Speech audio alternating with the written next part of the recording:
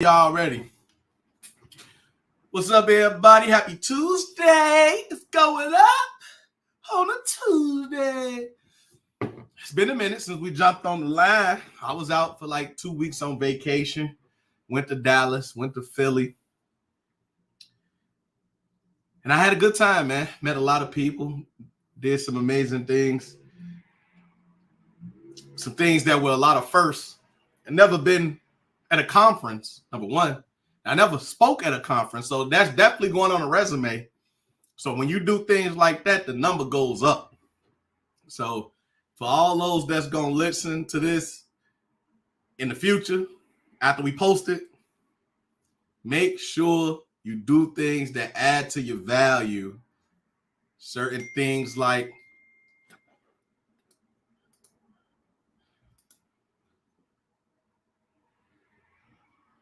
wait, what is this? What would you, DeAndre, can you send the flyer? My bad, I got threw off a little bit. I got the text being able to be read by the computer, so things pop up. Oh, Kim, backstage? Are you ready to come on, Kim, or not right now? No, I'm just warming everything up. Everybody in the background, getting their food together, probably getting their drink together. I don't know what they doing. I know me. I done started my personal training. December 1st was the first day. So I'm trying to eat right and do better. Just made me up some pasta with some turkey sausages. I threw a little, what's that other meat? The Mexican sausage. What does they call it? I forgot. But I put some of that in. It was good. Oh, we got Niticus. You hear now? Chorizo. I know it started with a C. I couldn't remember I know you know. Big boys, we know the food now. We know food. Big boy gang, we know the food. You know what I mean? But yeah. Big titty gang. Oh, me. We ain't going to be that way for long. I bought 48 sessions. Sessions, and is that a limit? I mean, is that like throughout the year, time limited? December 1 to June 1. So 6 months straight, personal training. Of course, I'm going to be going to the gym myself, working on eating. So I've been preparing all my meals this week. So that's one training? About two a week. So 180 days, 48, roughly every, Monday through Friday, depending on what you select. So right now I'm doing Wednesdays and Fridays for my training days. Yeah. Oh, we got Kim. What up, Kim? You're on mute. You're on mute.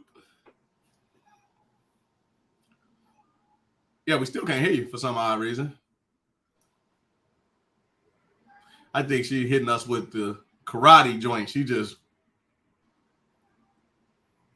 ain't she ain't talking for real. No, we can't hear you. Your phone's not connected for whatever reason. Exit and go back in. Yeah, try to do that. Exit out and come in. Yeah, man. But what you been up to, dog? It's been a little minute. Been like 4 weeks before we did another one of these. Right. I think the last time we convened was right before it was probably Halloween, wasn't it? Yeah. That was a minute ago. I mean, I went to New Orleans. Saw the Bears get their ass whooped. The Bears, man. Came back. Then you were gone. On me. Can you hear me now? Oh, yeah. Yeah, there you go. Okay. Well, it's cold over here and snowing. What's it doing over there? Same. Oh. Yeah, a little bit of the same. It ain't that bad, though. Where are you reporting from, Kim?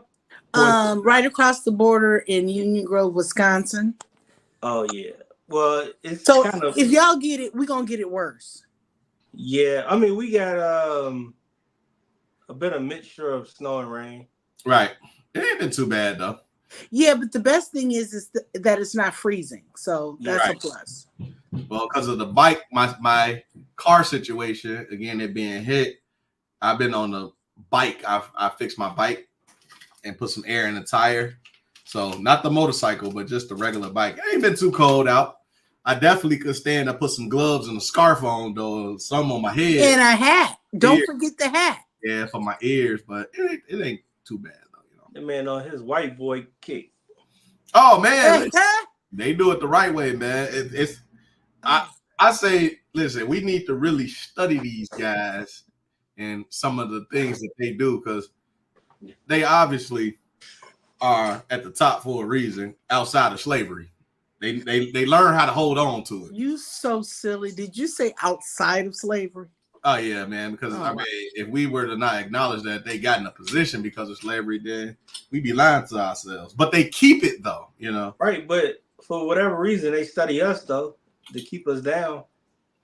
Oh well, yeah. The Germans, the ones that originally invented psychology, which is now where we locked at. They got us locked in the mind. But for whatever reason, we don't die, we multiply. Like roaches, huh? Nah, we just mindset. The mindset. Okay. Wait, can I bring up one point that I find a bit ironic? Derek Chauvin was shanked on Black Friday. Yeah. That's what the guy said. He it was supposedly allegedly a Mexican man. Yeah, it was a Latino. He did it for. He said he did it on Black Friday to show unity or something. I don't know. Well, okay, so you did it, but was the intention to end him? Because if the intention was to end him, you didn't follow through. I mean, yeah, that man poked him up 22 times. He stabbed what? He probably stabbed him with a pin top. 22. Yeah, he stabbed him up 22 times. Oh, so he was trying to end him. Okay. I mean, shit. I don't think so. You think he was trying to just inconvenience him?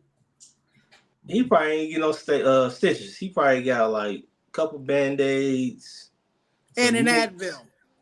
Right. I don't think he got shanked like how we would think. How the movie's graphically portrayed, like they got it. Nah, I mean, don't get me wrong though. You can go in there and lose your life though, but he might not have had one of them because these guys, and I think jails have gotten away from having like nails and things like that, because man, they'll take some of anything and fashion it into a shank. Now, and I know that because I watch like some of the prison shows. I be like, let me prepare myself in case I ever got to go do some time. You mean like The Wire? Huh? You mean like The Wire?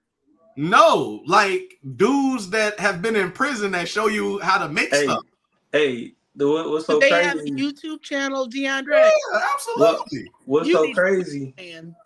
What's so crazy is that Ali Sadiq, Mexicans got on boots. Mm-hmm. I guess Mexicans had on boots that day. I guess people, it was marching. But yeah, I watch a lot of channels too and see how they cook and put stuff together. Mm-hmm. So I'm like, if I ever got to go to prison, I'm trying to go to be the chef. But when you watch those, they bring up other videos and they will show you how they make shanks and how they make fryers. And man, these dudes are some of the most creative people ever. But I mean, when you got all that time and you got 4 items, you're going to figure out how to do those things work together, And what's so crazy is that they get the focus. I guess on the outside world, they distracted. You got too many things you got to be responsible for. Yep. And you know what I'm saying? Like, just like everyday folk like me, you, and Kim, we got to go to work. So that's a distraction. We got to, we got kids and relationships that we got to maintain. You have a life. Yeah. So they said people who write books for a living, they get locked in. And you know what I'm saying? And I guess it's the same concept. So when they in prison, they ain't got nothing to do, they turn into geniuses. Well, they were, and most of them, unfortunately, they always say the most talent is in the graveyard or the jail cell. Wasted talent at that. Or in the sea. You're going again to our brothers and sisters that escaped slavery by jumping overboard. Well, isn't isn't it said that some of the best drug dealers are incredible businessmen? They just have the wrong product. Yeah, I mean, because like I said, when I was always in school teaching the high school students, I would always put business, or I should say equate business to drug selling, because it's, everything is the same thing. In fact, everything in his lifetime is a business. So, it's about your branding. It's about your marketing. It's about your target audience and the strategy. It's about being able to have a supplier, be able to meet demand, being able to calculate your earnings so that you know how much overhead you have to go, right, your overhead, how much you have left to be able to spend, so that you could, whether it's pay your employees or go get more product, like all of that. Yeah, absolutely. But what's so crazy is that cocaine once was legal. I mean, Back when they was making Coke with it. Where? Coca-Cola. Yep. Coca-Cola with it, right? Yep. It was once legal. So because it became illegal and that we were the ones that was benefited from it, they had to make it harsh. You know what I'm saying? And I mean, because cocaine is an actual plant, you know what I'm saying, that grew up out of the earth. So how come something that grow naturally from the earth could be illegal? If I want to consume it, goddamn it, I want to consume it if I can grow it. What's interesting about that? Like, so obviously you have to synthesize it into the white powder form that it shows up as. Well, yeah, I mean, you gotta synthesize it illegal, because the plant obviously shouldn't be. Like, and then to that point, can you go pick a coca leaf and eat it and get the same effects as cocaine? Now that's a good question. Well, I mean, somebody knew. First of all, where are we going to find the coca leaf? Well, they probably don't grow it in certain places, like like a harvested or whatever, because of I guess the price and the high demand for it and stuff like that. But it's grown somewhere. I believe Colombia is the largest supplier of the coca leaf. Didn't they say Thailand too, or something like that? Or and I'm guessing that's just because of the temperature in the region, correct? Probably. Yeah, most likely. Because you definitely can't grow this shit in Chicago. No, you really can't. You can't grow a weed plant in Chicago unless it's like hydroponic. Yeah. Or indoor greenhouse. Yeah. The Garfield Conservatory. Yeah, you can go in there and sprinkle some seeds and see what happened. But I mean, it is because it's illegal, but the like Dre said, like the whole aspect of drug selling should be studied, and it has been studied. There's billions of documentaries about, drug dealers who turn businessmen who either run the music industry, run Vegas, or or I mean, shit, the government. I mean, just like prohibition, when they tried to take liquor, I mean, bootleggers got it on.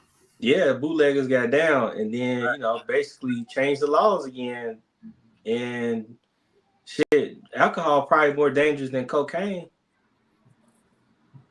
or probably on the same level.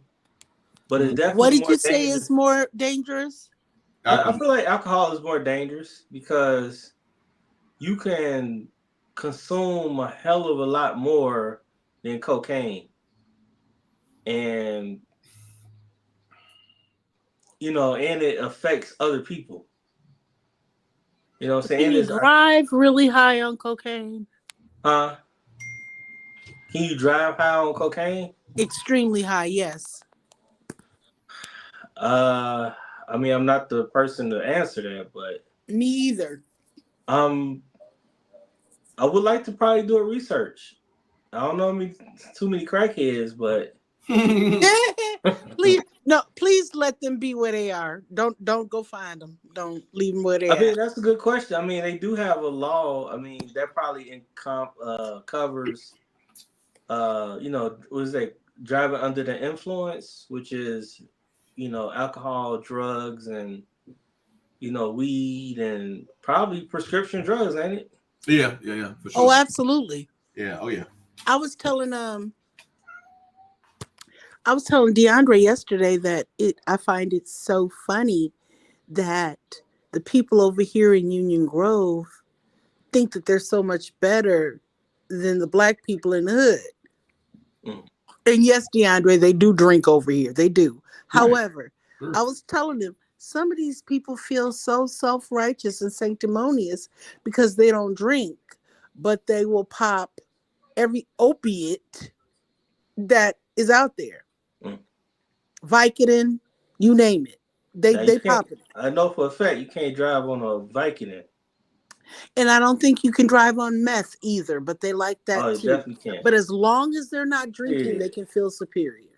Shit, take 2 goddamn Benadryls, your ass can't drive. You sure can't, because you're gonna be falling asleep. Yep.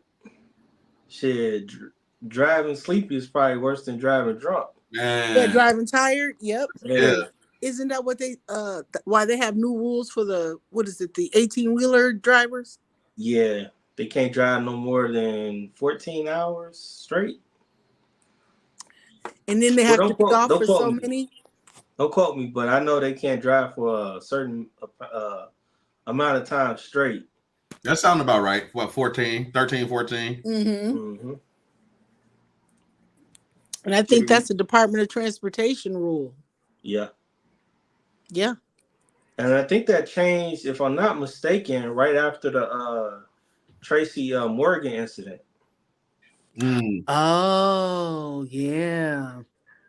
The Walmart driver supposedly fell asleep while driving. And, right. And where is Tracy Morgan these days? You ain't heard much of him.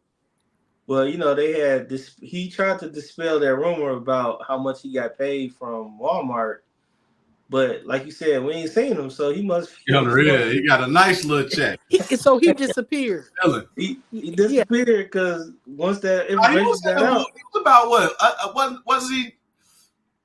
Wasn't he in Dolomite? Yeah, he was in Dolomite, and he was he did something with the Chris Rock special. He had spoke a little bit. Okay. But I think he, what I'm saying, like, I think he got enough money He got enough to live comfortably. Wait a minute. He got enough to disappear. I'm pretty sure. There you go, front. Give me the installments. Yeah, and then I'm pretty sure also he getting a couple mil every 5 years. Hey, I'll take it. Hey, Walmart got it. I mean, I say that to say that, I mean, it was a settlement, so it must have been a comfortable settlement where they just was like, all right, we know what's what, and That man nearly lost his life. What you think it's worth? 50? Man. 50 M's? How do you think they come up with that number? Like, is that based on your age and your potential? Earning potential? Your earning potential? Tracy Morgan's earning potential? Yep. Yeah. Well, because he wasn't working for how long? Right.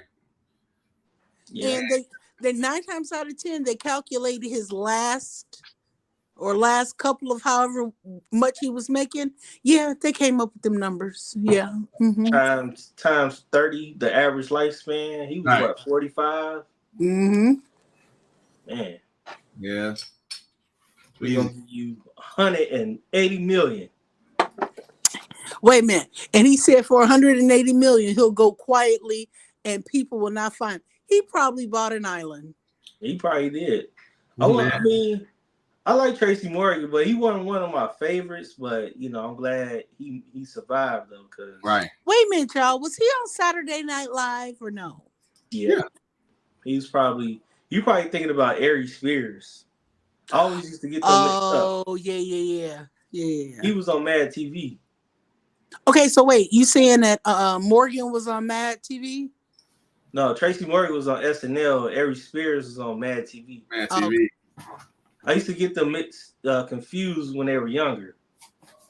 Tracy Morgan was Hustle Man, right? Hustle Man, yep. Yeah. What up, Chief? you're so silly. Class. Okay, so is there anywhere I can go, T Niticus? This is not for you, DeAndre, because we know you don't do it. Where can I go and find a list of all the black quarterbacks? Because I did not realize that the Packers had a black quarterback. Yeah, you can go. You talking about Jordan Love is black? current black quarterbacks? I can do what? Are you referring to current black quarterbacks? Yes, the ones that are playing today right now. You can go on. You can Google it, and it should give you just put in NFL black quarterbacks, and you get a laundry list of them now. Okay. But currently, it's a good 8, 9 that's starting. It is, yes. Because isn't Russell Wilson one? Russell Wilson, I can give you a list. You got Russell Wilson, you got Patrick Mahomes, you got Geno Smith, you got Jordan Love, Justin Fields. That dude is black, huh? I ain't know Yeah. black Jordan Love. Then you got well, Tua is mostly Hawaiian, but he got black in him. You got CJ Stroud, Bryce Young. Shit, I'm probably hold on. Let me go. PJ Walker. Man, you Is got that Tay right there? Joshua Dobbs. Nobody name. You got about a good 12 to 13 black quarterbacks currently. Okay, right well now. then, who is the black quarterback for the Packers? That's Jordan Love. Jordan Love. Okay. I say you got about good. Probably half the league got black quarterbacks now. That's a fact. That's what I was saying. There's a black quarterback league at this point. They should form a club. Oh shit! I forgot about Lamar Jackson. He's probably the most notable one. Him and Patrick Mahomes. That's a fact. That's Are we playing Patrick Mahomes? Say that again. Patrick Mahomes is for the Chiefs. Yeah. His father used to pitch for the Chicago Cubs back in the day. Oh, really? Yeah, Patrick Mahomes Sr. He used to for the Cubs? Mm-hmm. Oh, interesting. Shit. Oh, damn, I forgot about Kyler Murray for the Arizona Cardinals. I mean, Geno Smith. I don't know if you mentioned Geno. Yeah, I said about good 16, about half the league. Yeah. He said at least a good 12. Shit, I think more than that. Now that I'm thinking about it, Because I know Trevor Lawrence got hurt last night. I don't know if his replacement was a black quarterback. Yeah, and Minnesota, Joshua Dobbs, and then you gotta think about the class that's coming next year. You got Michael Penix. Where's he play for? The University of Washington. You got Caleb Williams. Caleb Williams, but Michael Penix, his last name look like penis. It looks like what? His name is spelled Penix. Oh. Penix Power. Penix Power. Big Penix. Big Penix energy. Yeah. I bet on that dude. He lost me some money. Damn. His Penix wasn't that big. Oh man, this is crazy, man. But next year you got about a good. You got Drake May coming in. So the top 3 quarterbacks next year are going to be in the draft going to be black.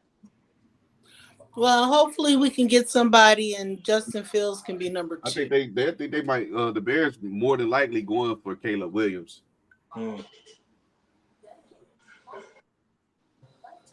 Ain't if I'm not mistaken, you got Jameis Winston about to come in for Derek Carr, right? Jameis Winston. I don't even know. On the Raiders, is Derek Carr still with the Los Angeles Raiders? No, New Orleans Saints. Oh wow. So yeah, you probably got about seriously, you probably got about a good 20 to 25 black quarterbacks. And that's what's up. Because back in the day, you didn't have that many. Yeah, you didn't.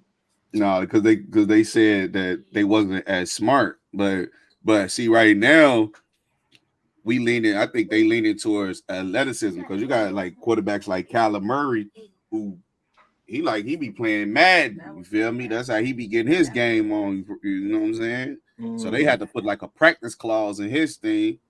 So yeah. But they took it out though. They took it out because they said because it made them look bad. Yeah. Not because of him, it made them look bad. Like, yo, you giving this guy all this money and you gotta have a practice clause in this, you know what I mean? It just looked bad on the team. Say. I forgot about Deshaun Watson. Mr. Raper Man. What does the practice clause say? NFL practice squad. If you make the practice squad, you get about a good $500K. I got 8 right. I'm trying to figure out why. You can be set for life. Did y'all know Mr. I don't know if y'all remember Mr. Key at Douglas? Yeah. He had made the practice squad like 3 years in a row. It's kind of crazy. Before he became a teacher. Man, I need to go ahead and really get on my politics, man. So I was just looking at this. So with this tent city that was about to go up in Brighton Park, apparently there was a halt put to it because the chemicals, the environment, the ground was no good. So, what up, Dolo? State is the one that foot the bill. So, and I think they did it on the behest of the city wanting to use that space.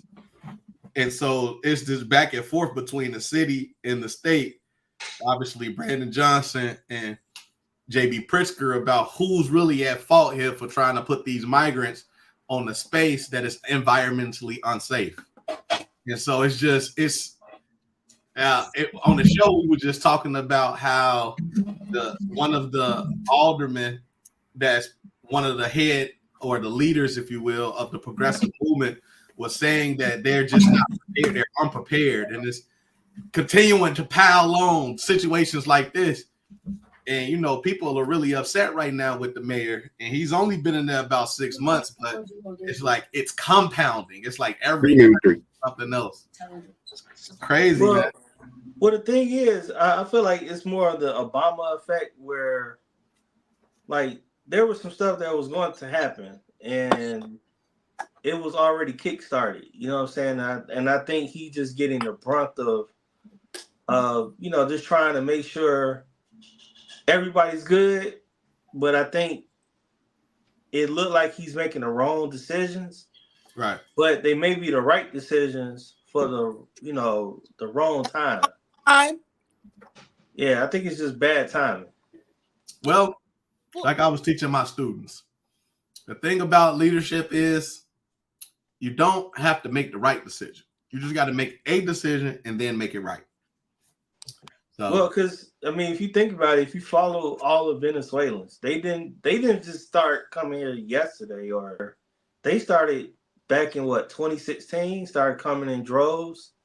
It's just that I believe the pandemic just exacerbated the problem where, as we're seeing in America post-pandemic, that things are crazy. And, the economics and the financial things are in flux. And so in Venezuela, they were already poor. So when people started a mass exodus, they just came at this time, you know what I mean? Right. And so these people, they're migrants, meaning like they have their paperwork, and they're just trying to come into the country legally. And where are you going to put them? The problem though becomes when you have people that were actually going through the process that spent years in it to actually get citizenship versus these folks still waiting. Right. And are still waiting versus these folks who the federal government was like, yeah, sure, come on over. It's fine. But then again, when we're talking about the black skinned folks that were coming from IT, and we saw pictures of them getting horse wrangled by cowboys across when they tried to cross the border. So that part plays a role in the minds of African Americans. So you really have both African American folks and Hispanic or Mexican folks or whomever feeling away because they both feel like they're being encroached on because of what's happening right now. So it's a delicate situation. Like, I'm all for humanity though, and I believe they need a place to be and stay just like anybody. And I wish our federal government would be the ones that actually step up and help handle this crisis, because it starts with them. It starts at the federal level, then it goes to the state level, then it goes to the city level. That's the way our government works. There's levels to this. But Andre, let me ask a question. If it starts on the federal level, we go with what is federally legal. When I was growing up, like I think I said before, it was illegal immigrants. We were always taught that if you come here illegally, you're being sent back. When the fuck did that change? Because in the 80s, nobody wanted to be caught here illegally. but Because you know what's crazy about the migrants is that they actually had one of these from their country. You know, they actually have a passport from their country. Well, does that make it illegal then, or does it mean it makes them legal? But here's the craziest part. Like, I want y'all to watch like a documentary about how they travel from Venezuela. They have to pass 7 or 8 countries. Yeah. In 30 days just to get here. And each country. Why didn't they stay in any of those countries? Say again? Why didn't they stay in any of those? Well, they were trying to make the journey here to America. Now, the craziest part is that they had to show documentation to get into most of those countries, including Mexico. So I'm not saying that I don't want people to come here. I'm just saying that they did do their due diligence. They had their things. They traveled by foot, almost 5,000 miles or something like that, so 7,000 miles on foot, just to get here, and they know the loopholes of getting into America, and that's what they chose. I mean, I don't think they should be in Chicago per se. But I think there are plenty of places in America that can thrive off, saying that could drive their economy, that could have all these Venezuelans or people, migrants. And the other crazy part, they're not just. Why don't they sit in Wyoming? There are more in Wyoming people. So send them there. There are places in the East Coast like Virginia, Kentucky, places in Kentucky that are really poor cities and states that need, an economy to be driven up. But here's the other crazy part. It's not just Venezuelans. No. There are people that, like, if you watch that documentary, there's people that come from India, I'm just saying, Saudi Arabia. The Chinese on the way too. Yeah, they will fly. They will fly. Yep, but you have to remember, those people, if you come to America on a plane. No. Listen. They're not coming to America. What they're doing is they will fly to Venezuela or Mexico or whatever and meet up with those migrants that's traveling on foot and be in that line just to come to America. They won't fly directly in because I think there are different laws or something if you flying from your country to this country, as opposed to, flying from their country to Mexico or whatever. United States actually has strict laws. Yes, they do. But I guess the process is a lot easier if you traveling by foot in whatever was it, the Grande Rio River or whatever. The Grand Rio, yeah. Yeah, and I guess it's easier to go that route. I don't know. Well, I I mean, but think a couple of weeks ago that some of these people are opting to go back to Venezuela. oh yeah, I mean, Oh yeah. I done some research, and Venezuela is like not that far from the equator, so their average temperature is like something really good, like 60 to 70 degrees during the coldest months. Whereas that's a light spring or fall for us, but I'm pretty sure they can't handle you know 10-15 degree weather. Yeah, I could see where that would be problematic. Yeah. Can I? The last thing I want to say, because I forgot to add with the earlier what I was saying about this whole tent thing, man. Did I mention that they had already started constructing this tent? Hmm. So they just wasted taxpayers' money. Wait a minute. So they started to build it and then were like, yeah, no, we can't do it. Yeah. Yeah. So that Yeah, was but that ain't nothing new. So around where Juanita stays, roughly about Grand and Western, there has been new construction going on. I believe they were installing a bike path, and they just finished that. So why the water department then comes and re-tear up the same street again? Why? I don't understand for the life of me. This is our government, though. This is the things that they do. None of them really have good communication, and they go and they do the same job twice and are wasting our money. Some folks are in favor of cutting down government by 50 to 75%. Is this largely part because Brandon Johnson appointed all the deputy mayors, and that it's just too many chiefs and not enough Indians? Ooh, I can't. I don't think so. I don't think so. Because the city is vast enough to where you should or could utilize the aid of many folks to help guide you. I think, but in the water department is different than so that we got the water reclamation district.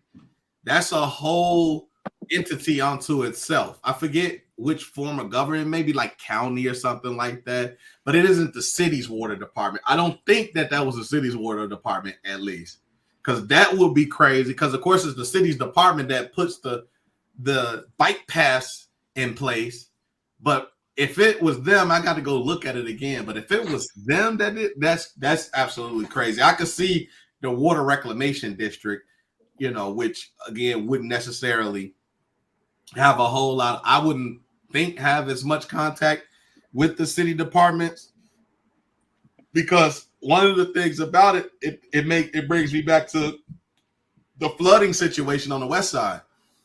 When we held a meeting to try to figure out what had happened, there was talk that the city called onto the water reclamation district to tell them to change the movement of the water, so that instead of it hitting downtown where at the time NASCAR was taking place, it would come back. Now that's what that's what people were theorizing and speculating happened. We were told that didn't happen. We were told that the water reclamation district actually is working on what they call the deep tunnel project, one of which is done. The other one won't be done till like 2026, I believe, where it can hold so many gallons of water. And we just happen to have conditions that led to a flash flood, and many more gallons than they really anticipated flooded down. So they didn't really have a response for that. So it's a real interesting dynamic. Like, I'm not fairly certain how that Did thing that works, but it does seem like they're separate departments, though. did that sound more like damage control, where like, okay, we're gonna tell the mass public this, but what really happened was they wanted to protect the money? I mean that very well could happen, man. I mean, they'll never tell us the truth if that happened. Because you ever heard of the Chicago flood of 1993, I believe? Nah, but some of the elders was talking about it though. Yeah, because they said it was like a construction that was going on in on the riverbed or something like that. And you know, Chicago is weird with a bunch of tunnels and shit everywhere.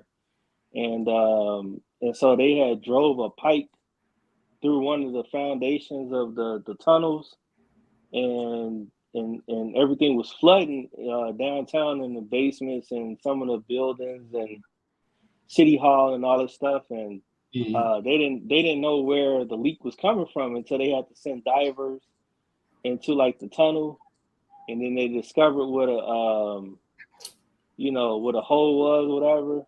But of course, people didn't find this out till later. I think what they initially told people was that it was some type of freak accident that happened, and it caused the flooding and all this stuff. You know, that was the reason why City Hall to this day had to move the vital records and stuff to a different location because a lot of people's stuff got messed up. You know, vital records, statistics, and all that stuff. So they had to move it to a different location. But, man, I don't know. All I know is that when it comes to our communities, it always seems like there's a mishap. We got to get hit. Yeah, there's a mishap when it comes to us. We're the guinea pigs. We the, hey, put the migrants over there. They ain't gonna mind. Man. Put them red light cameras over there. You know, we gonna take from the community and beautify downtown. Man. I feel, because going back to the Brandon Johnson thing, like, I'm like I said, I'm gonna keep saying I'm in it. I'm in it to the end, man.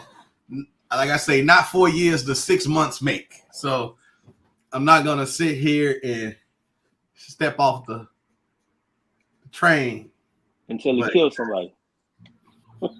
Oh man, he gotta murder somebody for you to be like, damn it. It ain't looking, man. It ain't looking good. Like the decision making, man, it's just not looking that good right now, for sure. Well, yeah, I think he needs to back off the migrant situation and like focus on something else.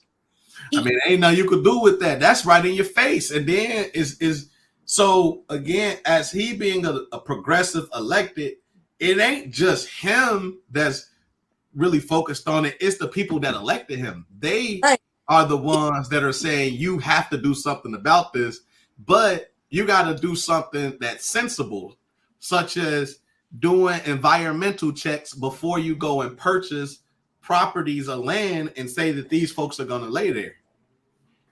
You know? So it's you say like it's damn like a setup. All right, you can like don't help them, but help them. But if you help them, make sure they good. Is that what I'm getting the sense of? Like the people that elected him, they don't want them to help the migrants, but if you help them, make sure they got human rights. I mean, yeah, I think it's backwards, man, because the folks that definitely got him elected are really, they're upset for a lot of reasons. You know, the migrant situation being a top, and it just man, it's a difficult conversation to have because it's poor versus poor. Rich people don't concern themselves with situations like this because they got money. So we talking about poor people that are trying to alienate other poor people when technically the goal should be for all poor people to work together for the advancement of poor people. So that's the talking point of the Progressive Party. It's not that we should be looking at these folks as enemies for coming over trying to find better life. Is that we are all in the same boat together. They just are at the moment homeless with no resources, and we are poor with no resource, with low resources. Right. But I think even I think it comes in the wake of the other stuff that America in itself involved in their business in, like, we were helping Ukraine. we gave what? How many millions? How many trillions to them or billions? And where did that money come from? I mean, you know what I'm saying? Like it's just that According to Congressman Davis, he said that wartime money is coming from the military fund that we have. So our defense spending is what is contributing to the war in Ukraine, not any other pockets of money. But ultimately, it's funded through taxpayers. So there's that, but still.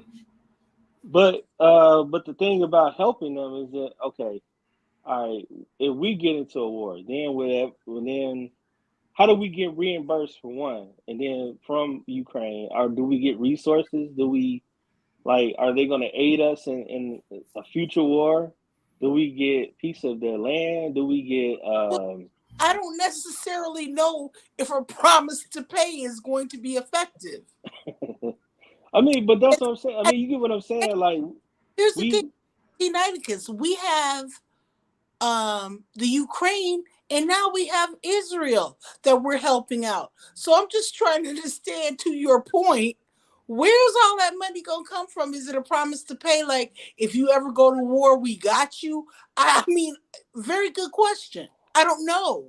Yeah, I mean, deep in my mind, like I feel like if we're gonna take on responsibility of 5 to 6 million, Venezuelans, I feel like I know that Venezuela, if my numbers are correct, that they are in the top, tier of countries with oil and gasoline and stuff like that.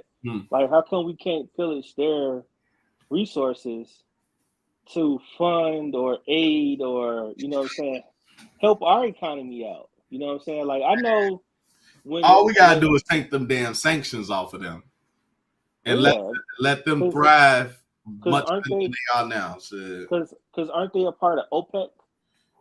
I'm not sure. Okay, I thought I seen something where they're a part of OPEC, where they got a lot of rich resources and stuff that we need. Because I'm not mistaken, over 45% of our oil is coming from Texas alone, especially since this crisis over there in Russia and in Ukraine. We were getting some of our oil from Russia and stuff like that.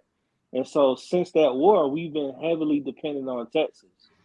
And so if we can get some resources from Venezuela from taking care of their people, you know what I'm saying? I feel like we'll be a better economy. Mm-hmm. I know they help our economy by being here. Huh? You're asking for a quid pro quo kind of thing. Yeah, I mean, shit, we talking politics at the highest level. There's always going to be quid pro quo. There's definitely something in it for us. We don't know what it is just yet, but it's always something for us. Trust. Yeah, I mean, it got to be a reason why they letting them in by the millions. You know what I'm saying?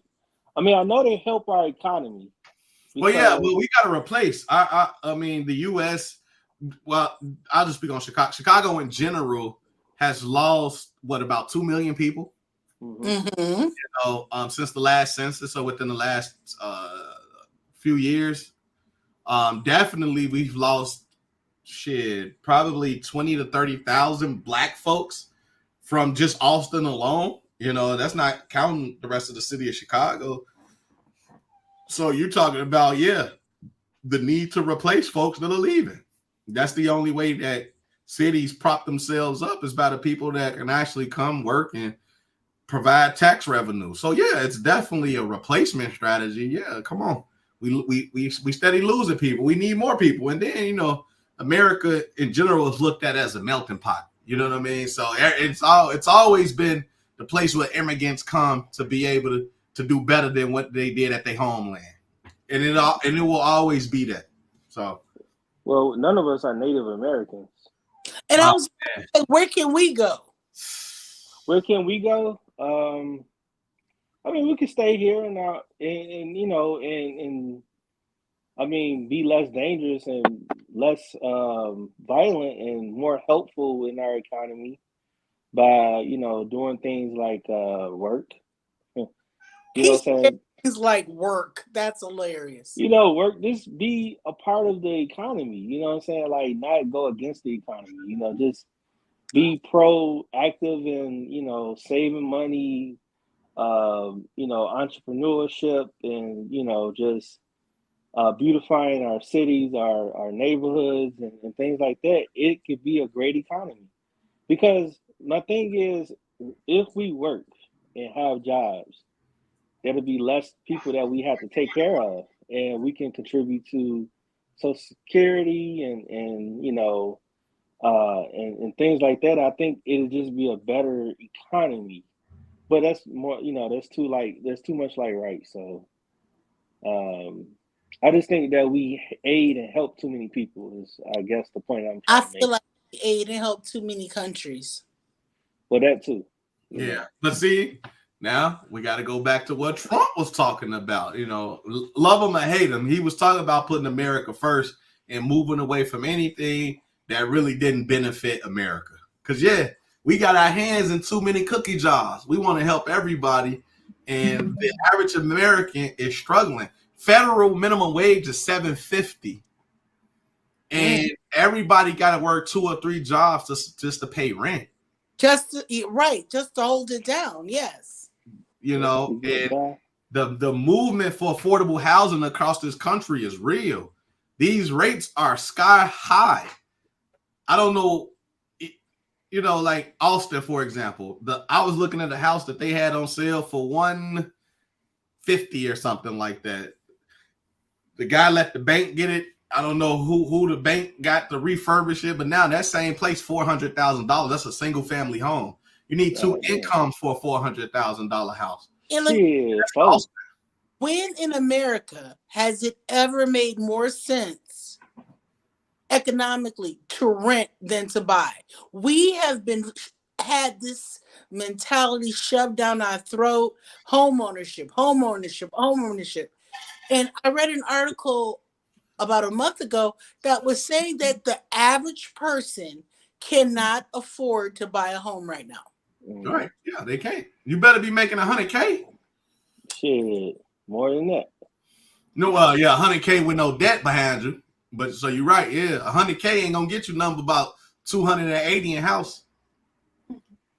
So when has that ever been in our economy?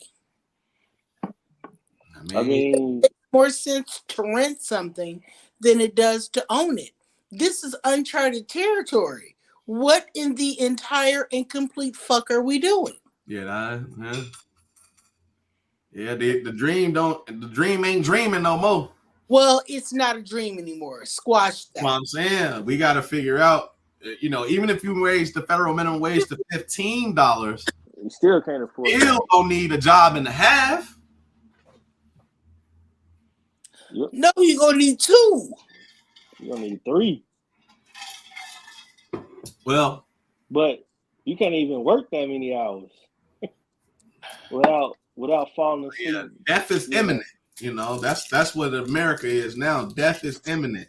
Unless you start your own business, your own enterprise, you're gonna have to toil day and night and put a whole lot of sweat equity in. But you be consistent. In 5 years, you'll have a profitable business that you could make a shit ton of money in, and you ain't got to worry about these things. But if you're gonna work for somebody else, you know what's gonna happen. I feel like everybody gonna go back to agriculture. We should already be that. We can't wait to come over and eat off y'all garden. Right, we all barter for each other's garden and fruits and vegetables. And we supposed to. We should have never got out the mold. Absolutely. Once that happened, food prices got to go down. All you gotta do is just do your research first and check on your land and make sure it's not poison. And then you can go ahead or you create your own beds and just utilize the dirt from the store. Or turn your backyard into a whole greenhouse. Yeah, what I'm saying, So I can't wait to get a house because you best believe I'm gonna have a garden. And that ditto. Best believe I'm having a garden. And I might go ahead and have me some chickens like the Hispanic folks do, because they got chickens running around all around the neighborhood. Got your eggs, got your chicken, fried chicken. Wait a man. minute. A And friend lives next to Jamaicans. They got chickens. the right way. Kim was saying you can go get you a whole cow. Or we could turn vegan and just Nah, grow our I can't do vegetables. No, vegan. I'm not doing that. I can't do vegan. No. Only because now it's an interesting conversation. I was having this earlier with this idea. So going vegan, the strongest animals on earth eat plants. So we talking your rhinos, your giraffes, Elephants. your elephants, your gorillas. Some of the biggest, strongest animals eat plants.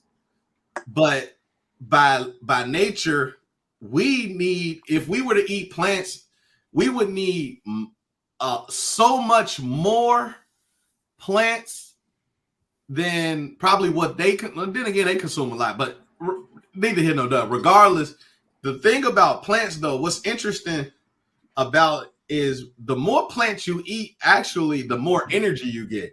Because plants are more living than the meat that we eat, considering that it's dead.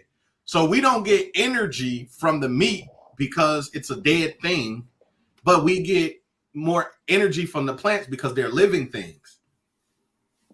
So that's the most interesting thing. Like you could cut a plant off right now, you go get you some dirt and you put it in that soil and you come back, as long as you water, you're gonna see roots from it.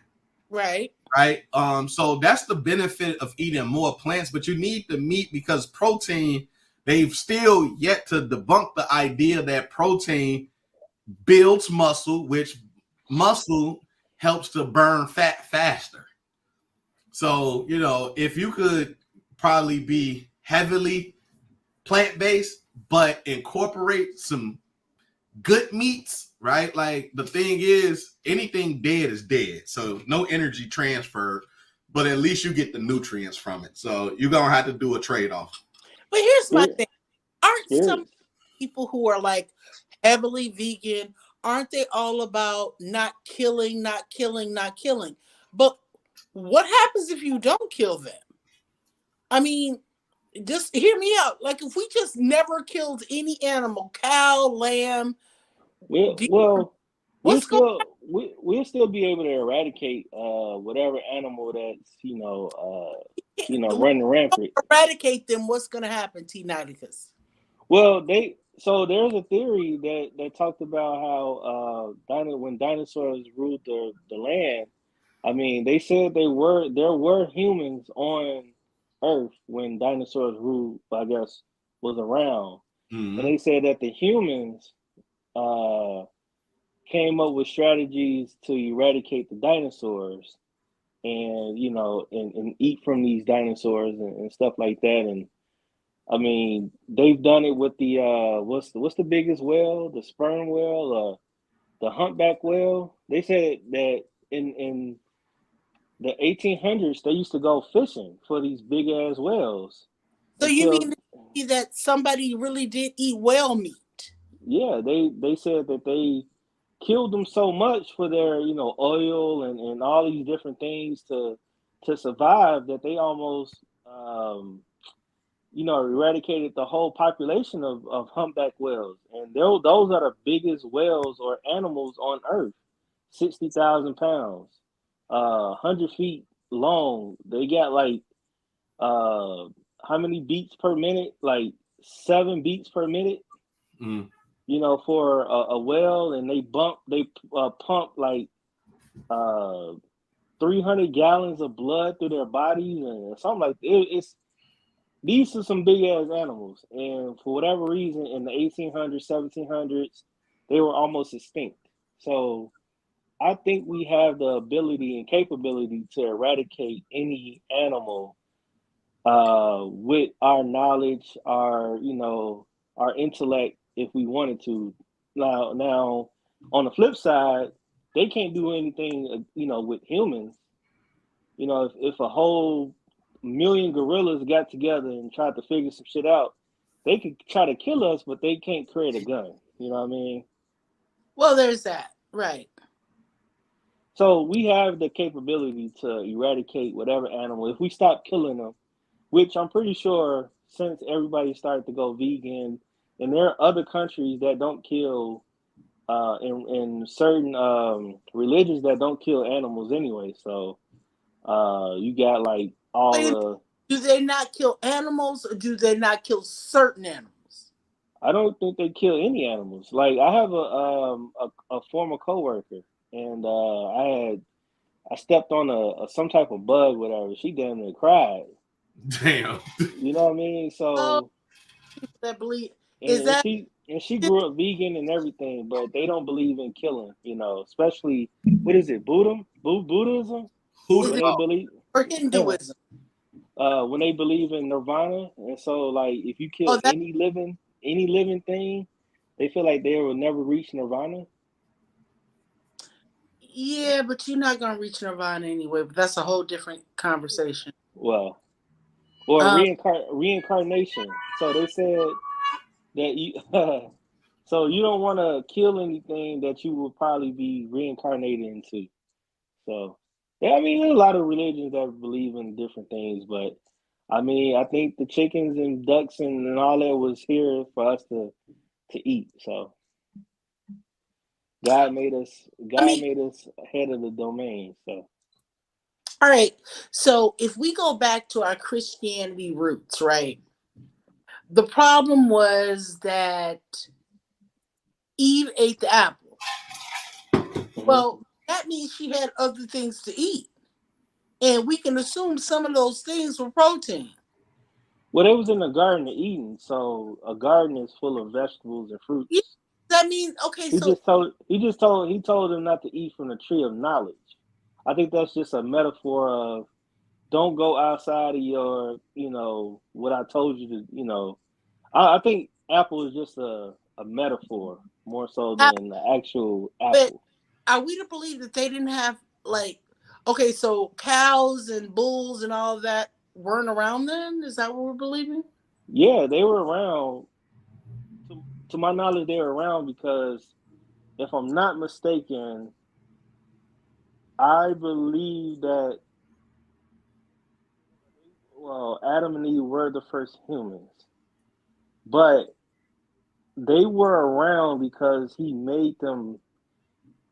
Somebody can quote the Bible for me. I think Won't he be me. made them on the fourth day or third day. Well, my only point is that I feel like, and I hate to quote Fred Flintstone in them, but when on there was these Tyrannosaurus like things and whatever else. So I think that we've just been eating some type of beef. And am I the only one that remembers how the Flintstones started? There was these big Yeah, snakes. Stone Age. Yeah, yeah. I feel like this has been something we're doing forever. Yeah, I mean, I mean, I believe that we lived amongst dinosaurs and we did exactly what Fred and Barney did was ride dinosaurs and eat dinosaurs Yep. and live a good life, you know. Um, I mean, I got it. Well, I ain't get into it with my wife, but I would have these high intellect conversations about, okay, if we lived during dinosaurs and, everybody's theory of the comet came and wiped them out. So what happened to us? Were we shielded? Did we have underground bunkers? Yeah. Did Do we? we, Right. did we live underwater? Did we have technology that would shield us from the radiation? Like it's pretty interesting because technology just didn't come out of nowhere. Like somebody just didn't say, "Oh shit, we can build." You know what I'm saying? We can have cell phones. Where did it like the thought in the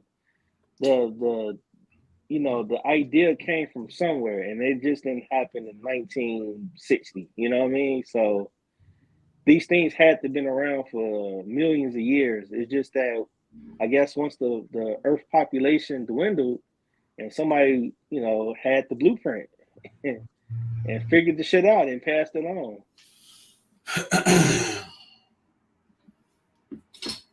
These other guys confused. They don't know I what I'm talking wonder. No. I'm wondering.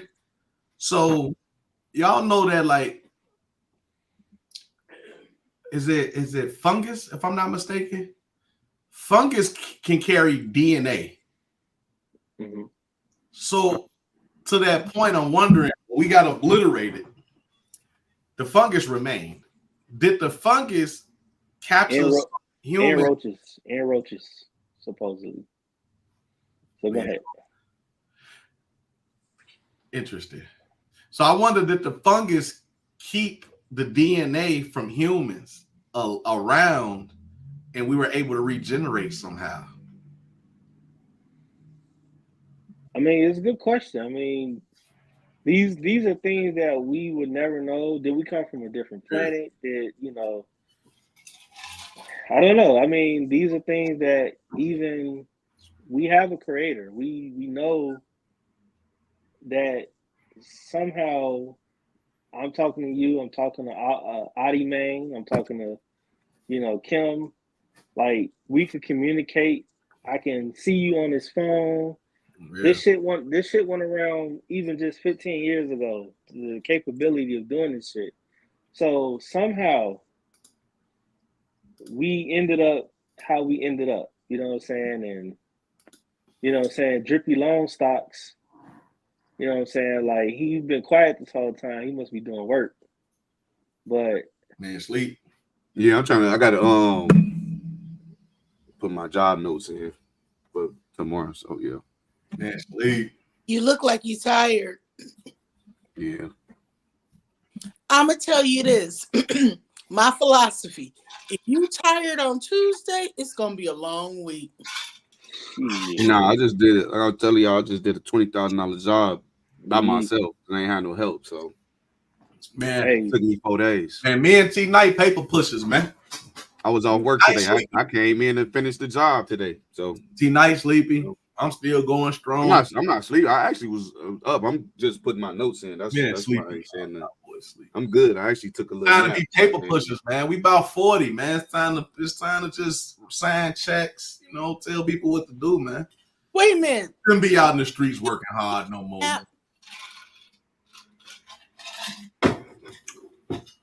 Yeah, y'all go ahead and do y'all thing, man. Yeah. Y'all go ahead. What'd you say, Kim? Thumbs up for the paper pushers. Deontay. You took a nap?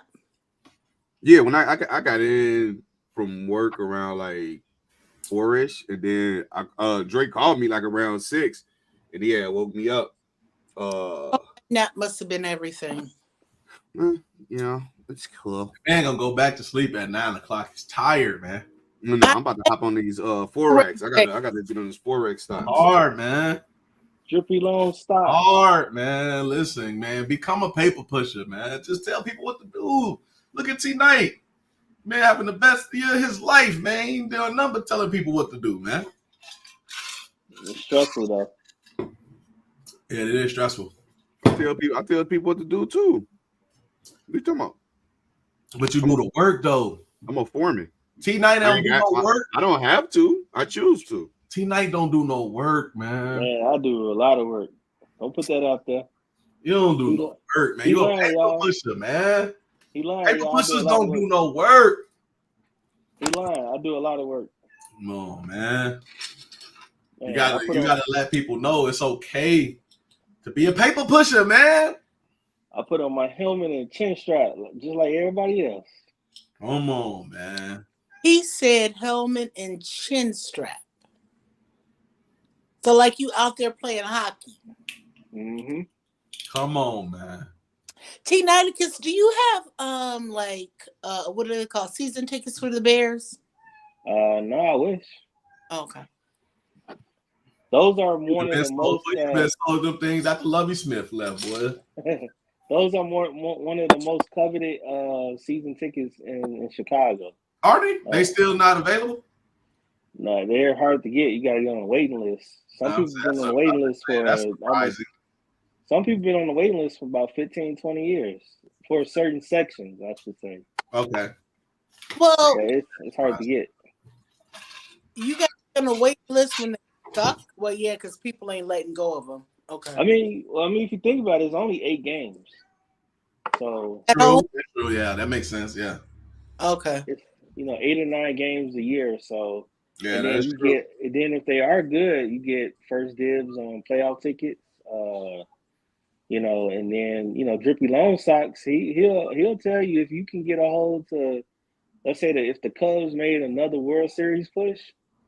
I knew a couple of guys that had season tickets to the Cubs during that 2016 season, and it was a chance. They had a chance to see the Cubs win for the first time in over 108 years, or Mm. sell a World Series ticket for $15,000.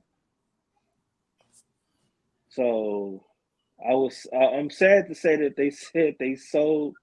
They actually witnessed the Cubs, play in a World Series. But I mean, I would have sold it for $15K. I mean, that's a good profit. Hell yeah. But I mean, your team got to be good for you to like invest in, season tickets to. Like, I know a lot of people that sell them. So like, I had a guy that came and fixed my furnace, and he gave me his card, and he was like, "Oh, today is your lucky day." He was like, "Are you a Bears fan?" And I showed him my tattoo. And he's like, "Oh man, I get I have season tickets." He was like, "If you call me in April, I can, sell it to you or whatever." And I'm like, "Man, Did it work? I'm good. I mean, I'm not buying no tickets unless what I'm saying, like Yeah. I really want to see the game. You know what I'm saying?" But that's why I go to road games because it's easier to get tickets. You ain't gotta, go through the hassle. You actually like when I went to New Orleans, my first time in New Orleans. I'm there for vacation. I'm there for the sightseeing. I'm there to eat, and then a bonus is the game. You know what I mean? So I rather pay for a ticket out of town than to be in Soldier Field watching the home game, which is it's a weird feeling, but that's just something I just started maybe three years ago. So this is the third year I've actually done the road trips. The first year was in Cleveland. The second year was Dallas, and then this year was DC and New Orleans. And then next year, God willing, Mo? so they're gonna have road games against and it's just outside of the division, which is Green Bay, Detroit, and Minnesota. They're gonna play in San Francisco, Indianapolis, Houston, Arizona, and I think one more game out in New York or something like that. And so I think I'm gonna do San Francisco next year or Arizona, either one. They say San Fran real dirty. I San want to. Fran, I want to check it out. San Fran is different. I went in 2019 for my graduation trip, and it's well, that was pre-pandemic, but it was different though. Like you got to go visit Pier 39. They got some of the best seafood. Yeah. Fisherman's Wharf? Mm-hmm. Yeah, but San Francisco. Man, G. Oh, go ahead. No. One of the most expensive cities in the country. Man. Yep. Mm-hmm. Well, Like, okay, one of you my can get a 1 bedroom for $1 million or a little less yeah, for good. it's not affordable. You talk about Tent City. Oh, on the real. Once the sun go down and you walk around like downtown, you'll Right. see like 700-800 tents. And and then when you wake up in the morning, all those tents are gone. Like they have a city ordinance. Like if your tent is not, what I'm saying, like put up or whatever, they'll come and clean and take your tent away. That's crazy, man. I That's crazy. mean, shit. I mean, Vegas is dirty too. Shit, Vegas, Hawaii. I guess it's mostly places that got warm weather. Hmm. You see a high homeless population. Well, right. Man, Well, Hawaii's expensive as well too. Oh shit, man. I'm wondering how long it's gonna take for me to see some of these women I done went to school with homeless. Cause man, they What you mean? keep popping out babies, man. Oh shit. I None of mean that. ass So that. So that's the opposite of like being a That's rich white crazy. man. That's the opposite of being a rich white man. It's like, all right, we're thinking about it from a financial standpoint, but I think black people, in the way we've been built, or uh, I guess our mindset is that we always think survival. So we could have like 10 kids, and somehow our DNA will help us thrive in No, a the weird government way. gonna help you thrive. What are you talking about? Well, I mean, that's true, but also we have a mechanism called hustle. You know what I'm saying? We'll get it. Man, gee. I'm dead serious. Like, until I had Frankie, I mean, I was a hustler, but then like being a parent make me more of a hustler. Man, stop the cap. Come I on. am.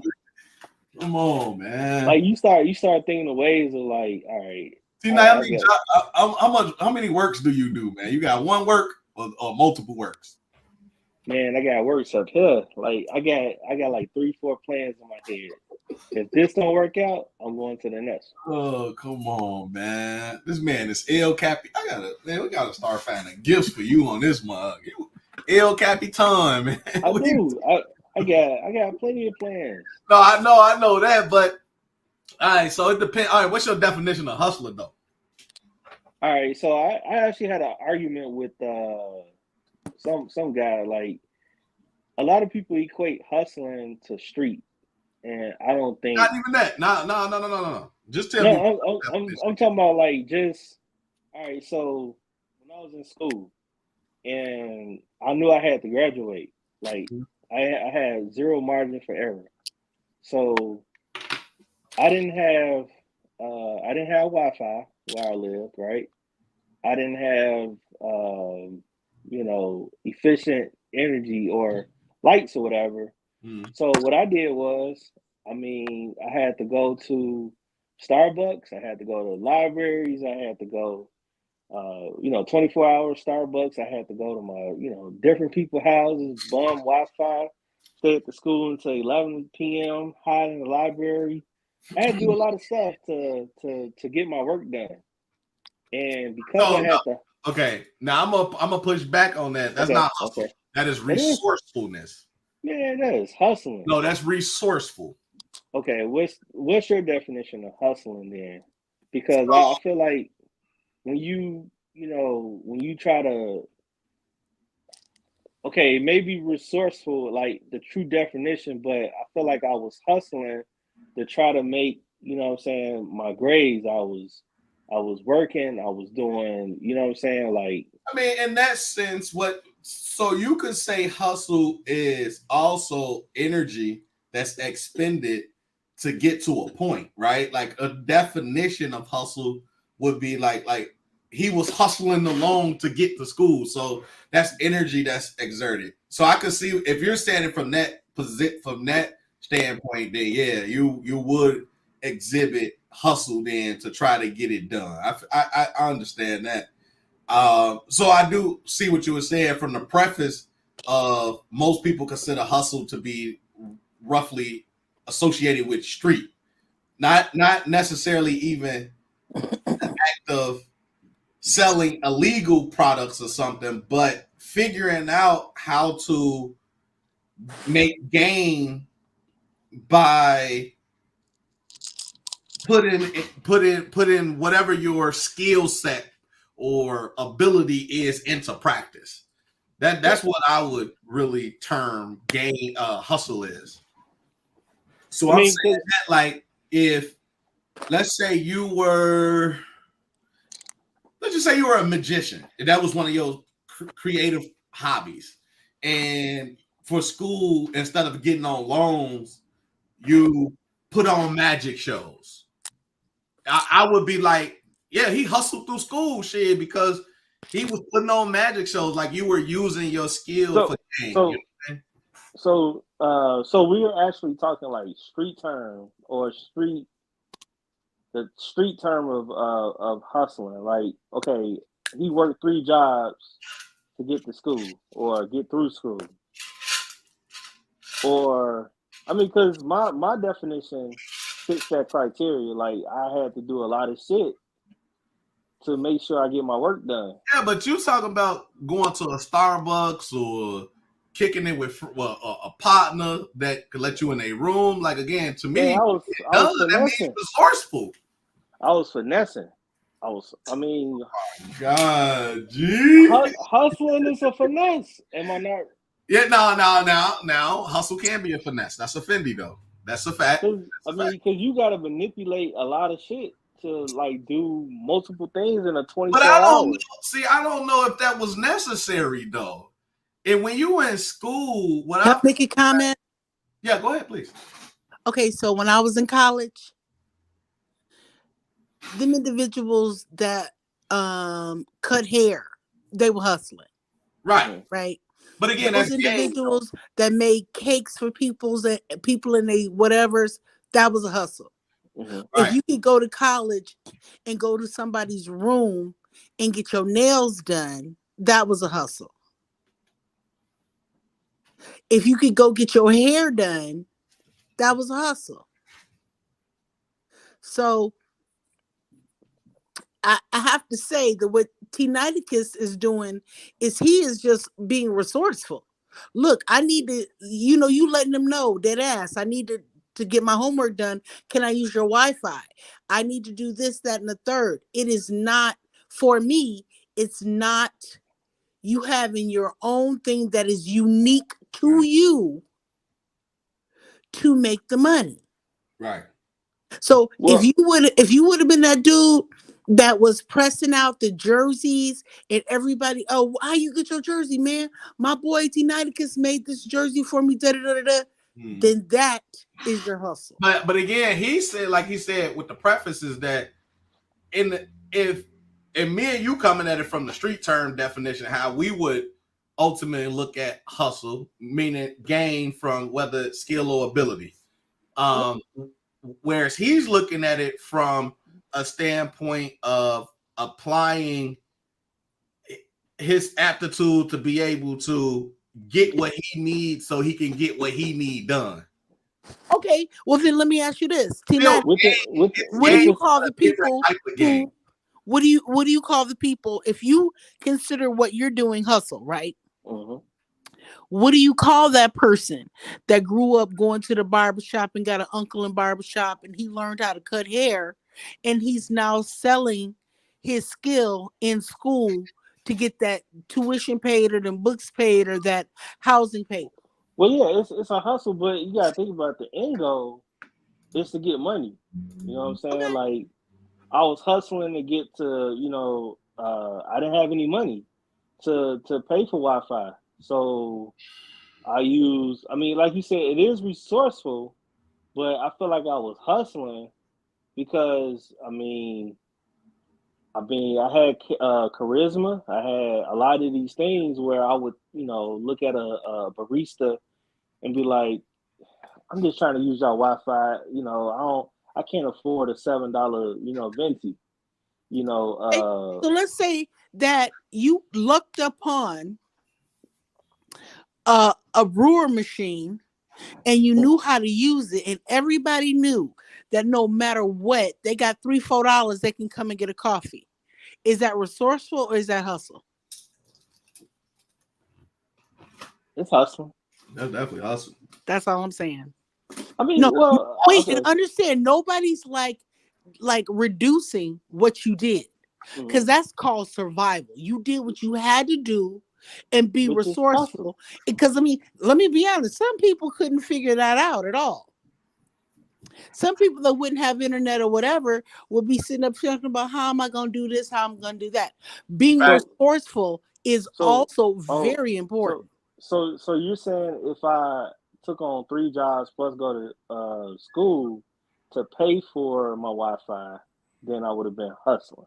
No, that's not what I'm saying. I'm saying not necessarily. So you saying not necessarily, because again, when when you look at the context of what a person considers somebody to be hustling, it's not a formal work arrangement, you know, because you got 4 jobs like myself. I don't consider myself a hustler. I just consider myself with the ability, That's arrangement. You're right. These are all arranged situations that, you know, I put myself in. But let's say I do, obviously, like I say, I do spoken word. And let's say on Saturdays I hit the spoken word spots and they got prize money and I'm the one winning the prize money. Honey hit, honey. That's hustling. You know what I'm saying? Even if I don't need the money, but I'm using my ability and my skill to go make a few extra dollars that wasn't an arranged situation that comes from working. Well, I mean, I did used to get paid, you know, back in the day for comedy, you know what I'm saying? That's another, but I didn't use it to like for gain though. Right. That's You the know what I'm thing. saying? Like I used to go to a lot of the comedy clubs. I would hustle to get stage time, but I didn't use it for financial gain. You know what I'm saying? And baby, let's be clear. This is not a reduction. Oh no. Not at all. Not at all. Because I mean, like I said, you should be very proud of yourself. Because some people would not have internet and just be sitting there stuck on fucking knowing what to do. On me. I mean, you have to, and for you, it was very simple to figure out what you needed to do. But I am telling you, there are some people that would have just been like, duh. They had no idea how to get it. And you did get it. You finessed that shit however you finesse it. Go put up that you couldn't stand because she had high whatever Wi-Fi. Because I'm sure you dealt with some people that you did not really want to deal with to get what you get. Yeah, So, really. I remember many nights being at the Starbucks up north, the 24-hour Starbucks, and bums every goddamn well sitting next to me begging, you know what I'm saying, and had to do a whole 20-page paper, you know what I'm saying, just to get it done. That shit was way out my way. Well, all I'm saying is I want you to leave this conversation knowing that we're not reducing you at all, because a nigga got to do what a nigga got to do to get where they want to be. And I feel that's what you did. The right way. The right way. Dead ass. I think too. And I think you would have the wherewithal if you would have had the skills to trim somebody up and do their beard. You would have done that too. Yeah. If you could have did 4 heads to pay that $30 for that internet, so you didn't have to travel, you would have preferred to do it. You would have done it. On the real. That's facts. On the real, you'd have been, man, I ain't finna do all that. I mean, shit, I was working 2 jobs.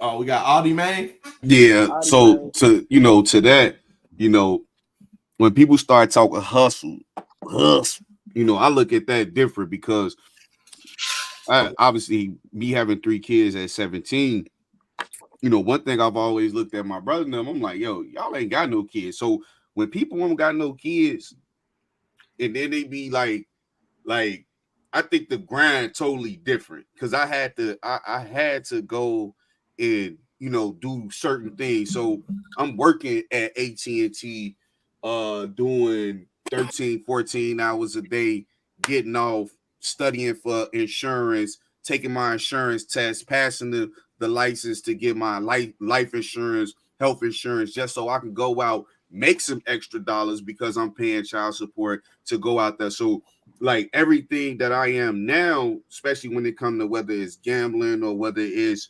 trying to better myself and my opportunities, is because that mindset was already built up that even if there's no way to provide that I can see, I'm gonna go figure a way out. And so I'm gonna always consider myself a hustler because I'm gonna never look at what a person would think is not an opportunity. That's an opportunity over. That's why I got into real estate while I lost over $100,000 because I'm looking at ways of trying to take whatever capital I got and continue to push it up. That's what I consider a hustler. Like if you don't even look at the opportunity to take whatever money you make and make it more, I can't really consider you a hustler. Because even if you break it down to the lamest terms and you say, well, street terms, it was about the flip. It was, how can I take this money and flip it into this money? That's why they consider them hustlers. When they say Jay-Z the ultimate hustler, why? Because he took his money and he made more money with it. That's all hustling is, if you ask me. And it's also been, I remember my biggest fear was just talking to people in terms of like complete strangers. So my hustle was, okay, let me go get with a company that got to force me to call people that complete strangers. So now it's like, now I don't have that fear that I used to, because now I had to do it to make money to feed my family and things like that. That's what I would consider a hustler. I think I agree with what they said. It's not that nobody gonna knock you from doing it. If you say, well, having a kid make me work hard, it's like, what did it make you do other than just go get a job? It ain't make you take your money and you got a house and everything, but a lot of stuff you say that's come to me. That's a person that's finesse. You sound like one of the buddies that we had. His name was Jeff. You sound like Jeff to me. Jeff was an ultimate finesser. He'll come over. Hey guys, can I ain't got nowhere to sleep. My mama done put me out. Can I come over here? Then he'll steal our game. Man. Well, damn. Yeah, he definitely did. That's what a finesser do. Let me play on.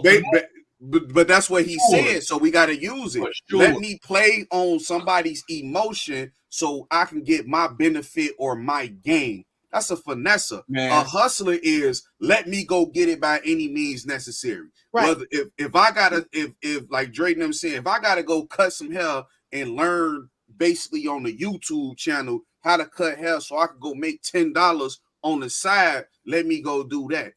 Like that's why I say I consider myself a hustler, because I'll go do these things. Like I'll go do the stuff that people don't want to do. That's why Dre like, well, we paper pushers. To me, that sounds easy. That's like, well, that's easy work. That's no. Easy work. Ain't nothing wrong with it, but that doesn't constitute a hustler. Because a hustler don't want it easy. They got to go figure out how to get it the hard way. And then it becomes easy over time. Well, the whole thing is, when you first start hustling, it ain't easy. It's hard. Trust me. That's why I say I'm an ultimate hustler, because it ain't easy. When I had to make phone calls to complete strangers, hard. Because I'm like, damn, what I'm supposed to say, what I'm supposed to do. That's why, my girl now, she'll say, you could sell anything. But I had to learn how to do that. And it had to sell my personality, sell who I am to people, complete strangers, knocking on doors or however you want to say it.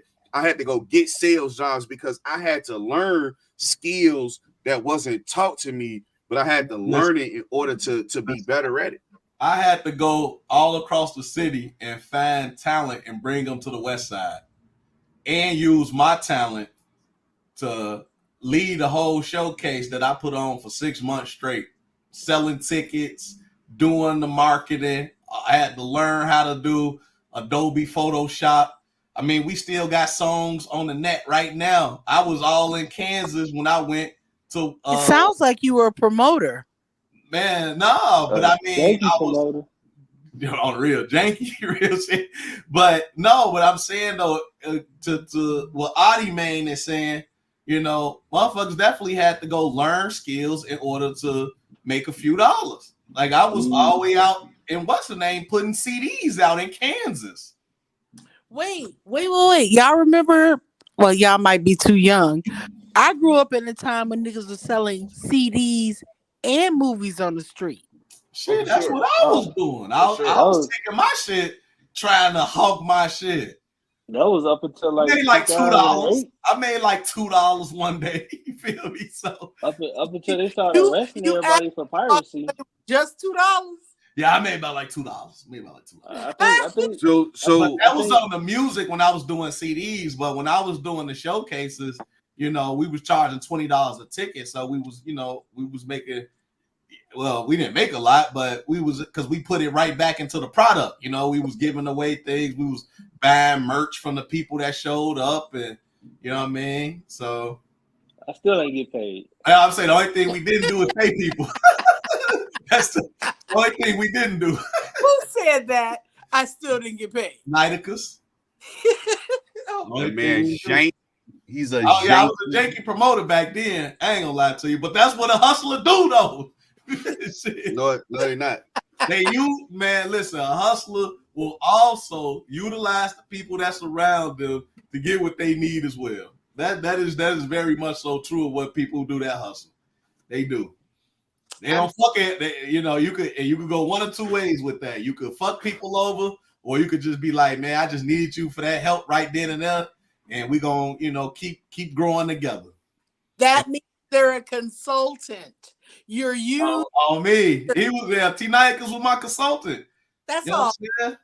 That's all we have to say. He was. Man, I had to. Hey, man, what's the best way to host a show? Come show me. And then he was the host. Y'all so. That's because I'm really good at talking to people.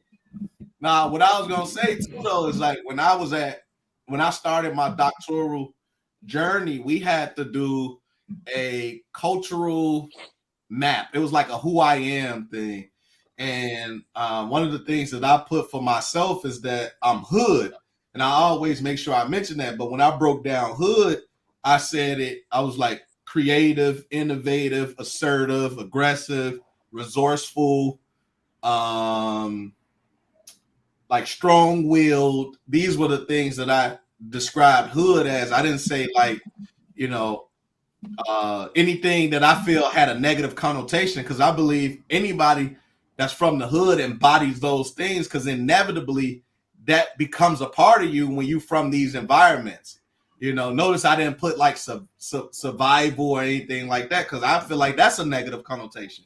But I did put, so when you were saying T-Night about, you know, being able to come up with something out of nothing, you know what I'm saying? I was like, that's what resourceful is to me, at least in the definition that I was saying when I tried being from the hood. You know what I'm saying? That's what that made me think about.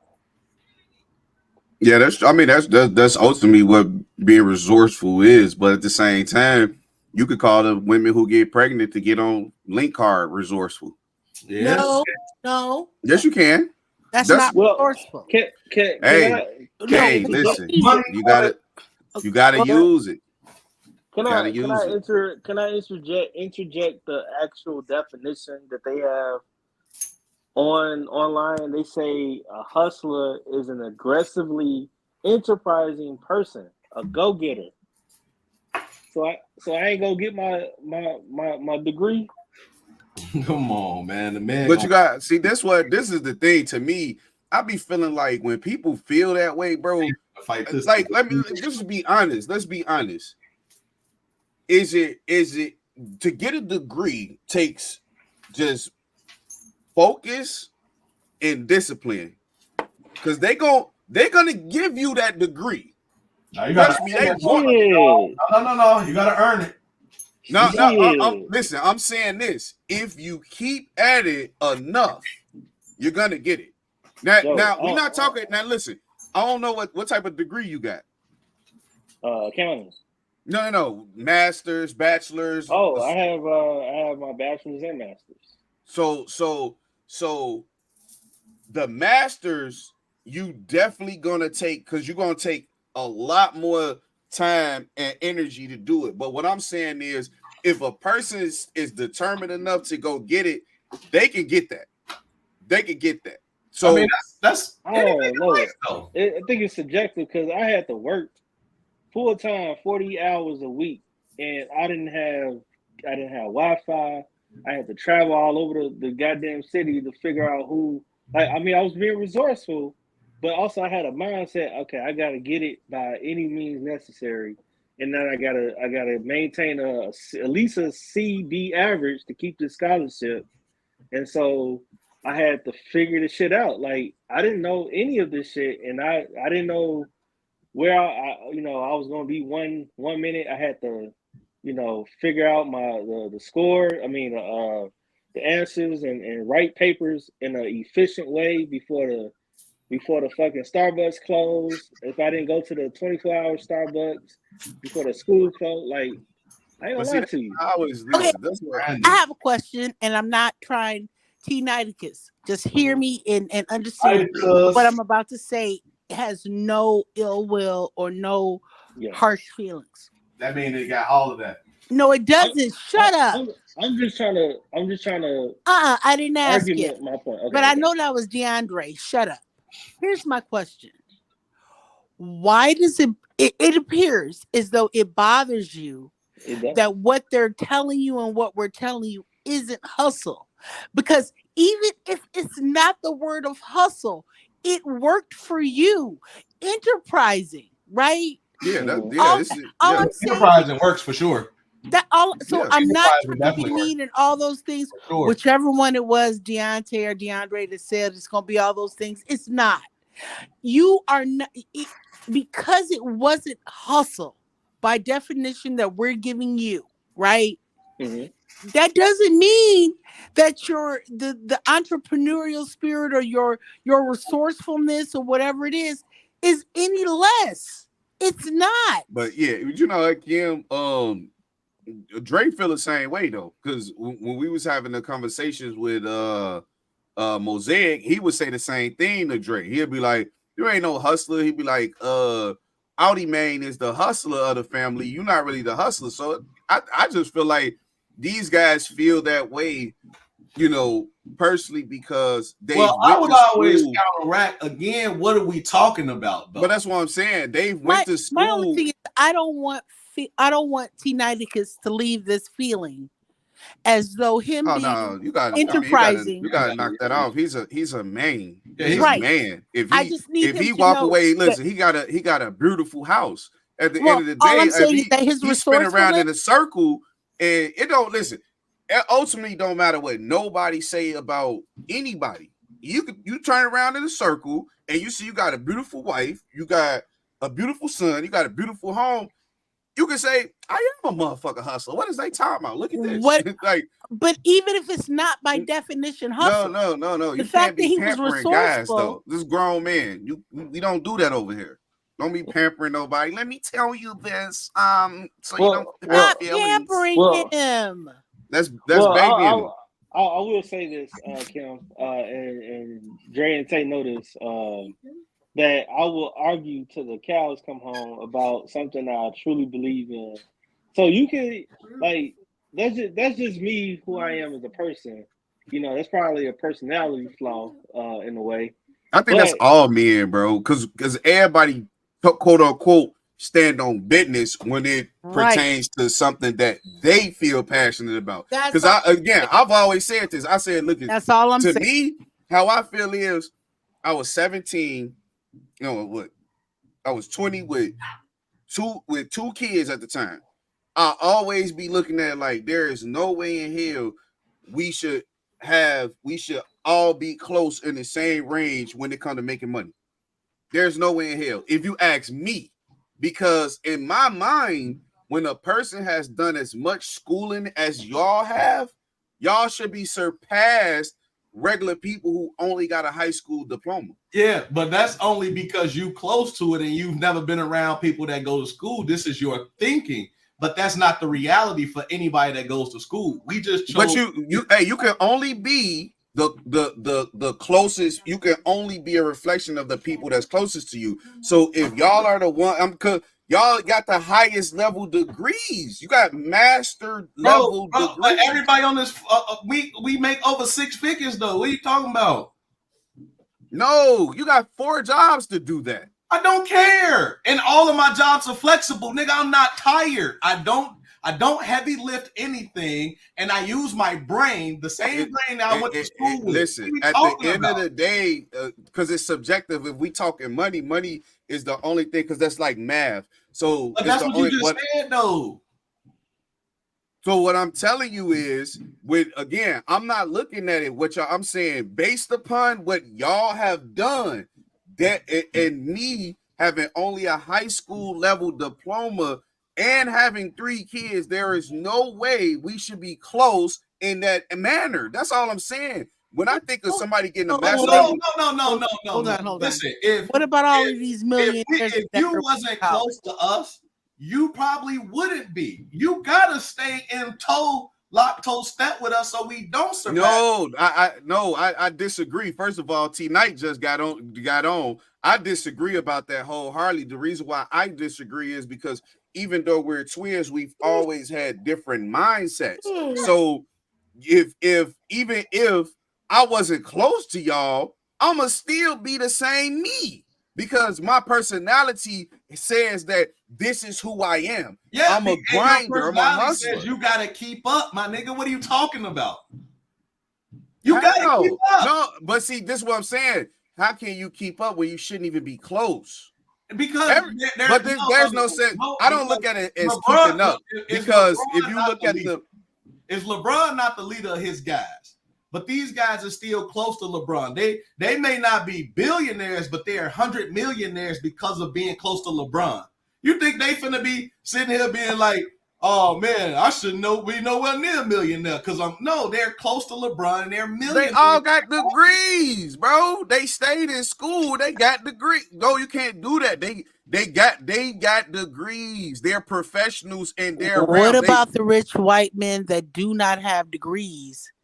And they only have a high school education, and some of them may have dropped out. No, but those are the people. Those are the people that I relate to. Because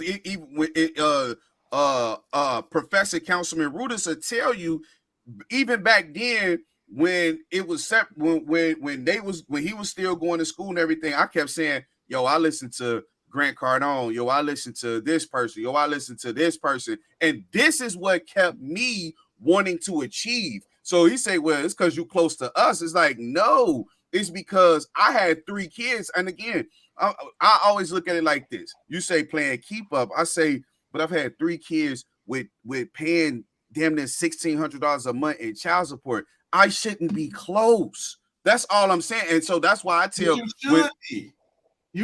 No, I'm only close. No, network is network. You don't have anybody else that you could even aspire to keep up with. Bro, I got that you want to stay close to. I have 8 friends who all make more money than all of us on this line. And if you were to be around them all the time, you will be closer to them than you will be closer to us. I disagree because they all got different. It's called social facilitation. They all got different. What's it called? It's called social facilitation. Social facilitation. We all work. Oh man, want to hit me with the feedback. That's your phone. That's you. Fuck out the thing. You just kind of bleeped out for a minute, but you're back. Okay. What the fuck? I got feedback. That's Drake. Messed it up. Oh man. Dre, are you there? Hello? Put everybody on mute. So you're saying I should hit mute? Yep. What the fuck? Yo, that's Cam shit. No, it's not. I'm sitting here talking to y'all. That's you. Yeah, that's you. That's you. Why is it me? You got a phone and a computer, something. No, I don't. I'm just sitting here on my phone like I've been this entire time. All right, so you gotta come back in. Can everybody hear me? We can hear you, but your phone is causing echo. Okay, I'm gonna leave and come back in. Yep. Yeah, all right, weird. hold on. Before you come back, so I'm reading this article. It's called "How to Be a Hustler." The term hustler is often used in a negative light. It is often associated with someone who is shady, untrustworthy, and out to make a quick buck at any cost. However, there's a flip side to the hustler. This is someone who is resourceful, ambitious, and always looking for an opportunity to advance their career or business. Bro, you just read that damn near definition. You just said that. Yeah, we said that.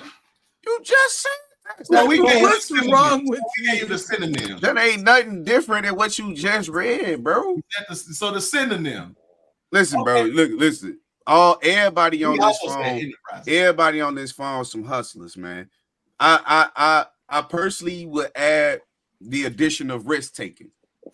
I personally feel like what y'all do. I'm talking about school going people. I don't know how much risk is involved, other than you need to make sure you in those books and you doing what's necessary to pass your classes.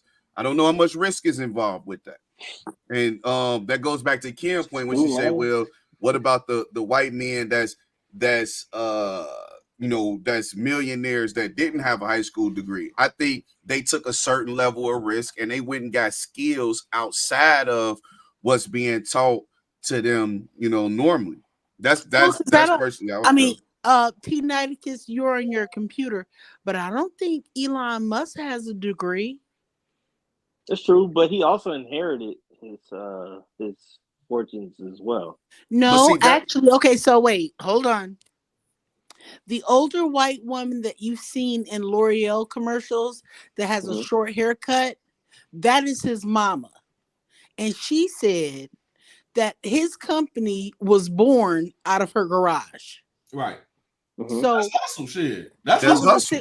She said she was a single mom. Now, granted, she was a single mom in a country that was not America. So I can attest to what that's like, right? But apparently she was very supportive when they got here and whatever else. And she let him start whatever and supported him in her garage. Now, if T Niticus, Google who is Elon Musk's mama, because she's a model. She's like a 60, 70-year-old model, single mom. But the other thing too is that he had margin for error though. Yeah, because he was living at home with his mama. Well, that's what I'm saying. And also, she supported him as far as what, monetarily? Or it was. Right. I didn't have no one give me, I couldn't start a business in my garage or someone's garage. I was working 2 jobs, Jewel. But see, that's cap. That's cap. Because if you were Vanessa, you could have. Yes, you could have. No, I'm saying I had to work Jewel and Credit Union. Let's keep it a buck. Let's keep it a buck. This is the difference between white people and black people. The difference is your goal was to get to school. Period. You didn't have no other ambitions past getting a degree. Period. So let's say again, let's switch it. Let's say at whatever age you said, I want to get $300,000. If that was the mindset, you'd have got it by now, 10 times over. That wasn't your mindset. Your mindset was to get your degree. Period. My mindset in 2014. Don't laugh, but my shit was. I thought 50,000 was straight. But it probably was at that time. But again, that's because 70,000 right now. That's because we are not taught to think beyond what we actually see because of the environment we come from. Because when I had 3 kids, all I was thinking was how to provide for them and make sure that I could do the stuff that's necessary for them. You know what I'm saying? I remember plenty of times I had 3-bedroom apartment by my damn self. No kids was coming over, but I'm like, I need to do that to make sure that when they do come over, I can have that. That's the only reason I say that, because I know my mindset. I'm a saver. I'm an investor, and I've been that way for so long. But a lot of times that money went towards, let me make sure my kids are straight. Let me do this. Let me do this, as opposed to saying, you know what? Let me not. And then again, mentally, we be all fucked up because I just felt like, man, I need to go buy some shoes. I need to go buy some clothes. I need to go buy some smoke. Why? Because I'm mentally depressed and drained. who do I got to go to be able to say, yo, this is what I'm going through at this time? There was nobody there. So I had to do these things to make myself feel good. I had to, like I said, I had me a car on 22s. I had sounds. I had all these nice things because those were the ways that I had to do to make myself feel good. But let's just say I chose to drive a Toyota Corolla and was like, you know what? I'm not going to do none of that and decide to put that money up. I know without a shadow of a doubt, I would be so far ahead of where I'm currently at. But that wasn't my mindset. My mindset was, how do I get to here to make sure that my kids will be straight? So again, if your mindset was 200,000, 300,000 and not a master's degree, you'd have done that. That's the difference between other cultures. They're given the opportunity to say, go find what makes sense to you. And you can get the opportunity to even fail at that. You didn't want to fail. The only thing you knew that was not going to help you fail was, let me go get it. Personally, well, T Knight said it. Most of is that a guy came in his age, younger than him, cashing a big check, and he asked him what it is from, and he's like, shit, I went to school. I learned this skill, and this is what I was able to get that check. What was the skill you learned, T Knight? Said I was doing real estate. His trajectory probably would have changed. He'd have been doing real estate. Well, he was a what they call it, investor. Was it? There you go. But you gotta be He's an investor for somebody else. Well, he was investing other people's money. What they call it, right? So he was in a firm. He was in a like a hedge fund. Yeah, hedge fund. No, he was a money manager. Just a firm head fund manager. But I get it. He was getting a percentage from helping people invest their money. That's all. Like I said, my professor was over a $4 million account, making 1%. That's $400,000 a year. He was teaching at Roosevelt. That's why I told you a long time ago. You keep talking about school, take your ass to school for finance and just. No, I don't want to go to school. How to invest and hold their money. Yeah. You can make a shit ton of money. I would say what drove me to school was, I'm like, man, I'm working Jewel and Credit One, and I was barely making $30K, and I'm like, I might as well get one fucking job that will surpass both of them combined, and like that was what drove me to school. I'm like, because time is money, and I'm like, man, I'm getting older. I hate working two jobs where I gotta stand up all goddamn day, my back hurting. Then they got wrist injuries and all these shoulder injuries. I'm like, no, I can't do it. And that's what drove me, because I think I can make more with my brain than physicality.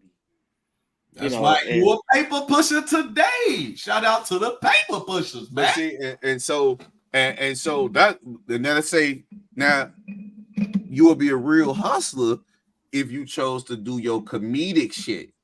Because if you stay on that, that's entertainment. You're really talking about something that would make you happy, make you, you know what I'm saying? That would be your hustle. If you was like, man, when I was working on my motherfucking degree, I was going to the chicken circuit and I'm doing woo type shit. You know what I'm saying? So that would take you where you need to go. When I finish my book of poems and I start going on the circuit selling my book for $10, that's me hustling. No, tell you, sure. I was going to different, spoken words and all. The only thing that made me stop was that I had a kid and I had to focus on getting money. Are there some real cool spoken word clubs in Chicago? Oh, hell yeah. What are you talking about? I'd love to. Next time I'm there, I'd love to go check out a spoken. I'm sorry, go ahead. No, I said, is that even a question? Is it a spoken word night, or they're just clubs that are all 7 days a week for it?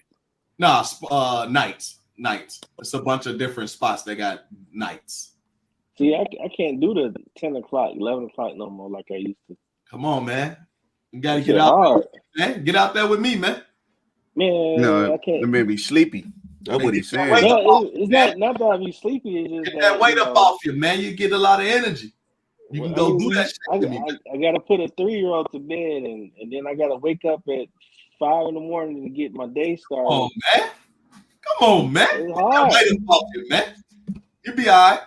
It's not the weight. I can Oh, it control is. the weight well. Oh, it You know, to a real hustler, that's an excuse. It does sound like that. Late, man. Cause shit, some people will tell you, hey, go 24 hours without sleep. Shit, 48. If that's what you really truly believe in, you just got to get it done. What is it? Some men say you can sleep when you're dead. Mm-hmm. Nah, that's crazy because your body break down when you don't sleep a lot. Don't listen to them All people. right. I'm gonna make a pact. Let me find one. What they call it when you just go on Wednesday and they got open mics. Real soon. If one of you Man, all just be satisfied with your good job, man. Unreal. Well, I feel like with your good job, we man. should be able to Your find a wife spoken word ain't gonna place want that for on a you. Friday. Your wife don't want that for you, man. She wants you at home, take care of that baby, and doing what you need to do. Here we go. Deontay, If y'all can find me, I feel like we should be able to find a spoken word place that might be on a Friday night. They don't do that shit, man. They don't do spoken word. They don't do that. Oh, they don't do spoken word on the weekends? I don't know why you talking for me. I don't know why man talking for me. Man ain't never been to a spoken word spot a day in his life, man. What are you talking about? Come on, Drippy Long Stocks.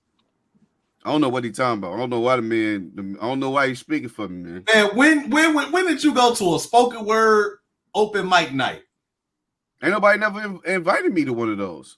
That all I'm speaking about is history. That's why I said you don't go to them. Nobody, no. You got to speak on somebody inviting me to one. No one that. First of all, you don't have to be invited to those. Bro, I've went to a lot of real estate events. I went to a lot of finance events. I went to a lot of personal development events. If anybody at any of those said come here, I would have done that. What are you talking about? He said you want with me shooting in the gym.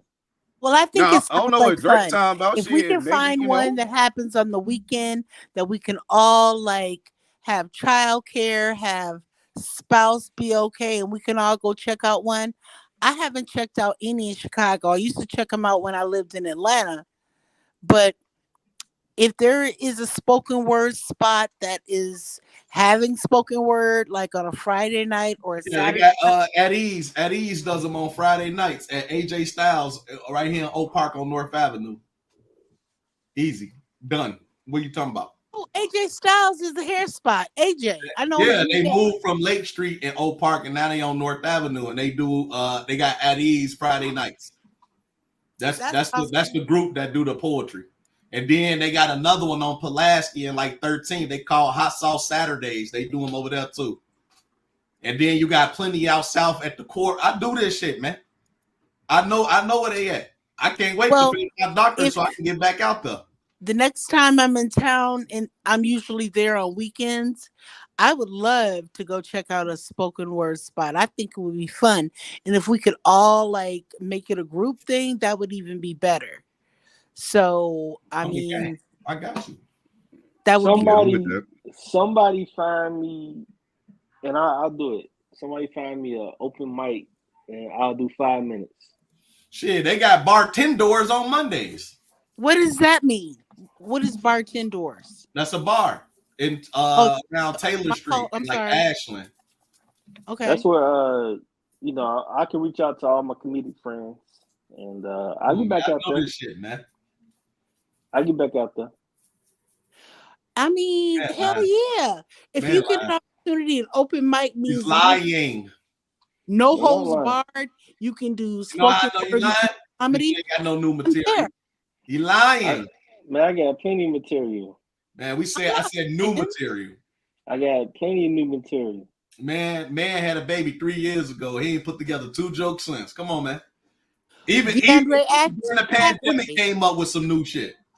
Now I ain't did nothing since 20. Man, that man comfortable. Be a paper pusher like this man is telling you. Man, just be a paper pusher, man. We good, bro. All we do is talk to people.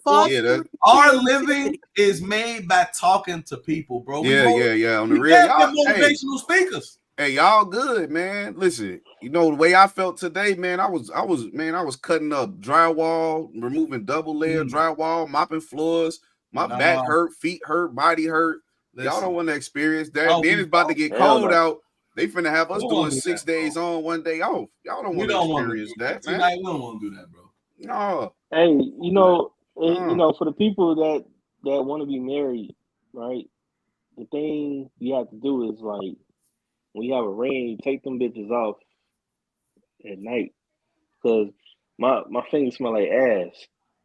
Yeah. From wearing the sweat. Yeah, but you probably be washing your hand and stuff with it on though, so that trap moisture. Like I wear my Apple Watch when I'm at work, and when I wash, you know what I'm saying, the band and stuff, it'll definitely get up under there. So you just gotta take it off when you wash your hands and stuff. But then you probably forget it. So I see why people don't lose his damn ring. Wife lose her mind. I mean, goddamn motherfucker, you. I mean, mine is a regular gold band. You could buy this anywhere. Say she wouldn't even know. Yep. But her ring, I'm gonna do a test. But her ring, she better not lose that bitch.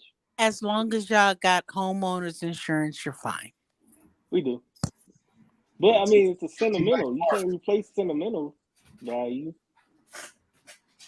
You know, the older I get, the less value I place in things. Only because it's like when you're gone, what you gonna do with it?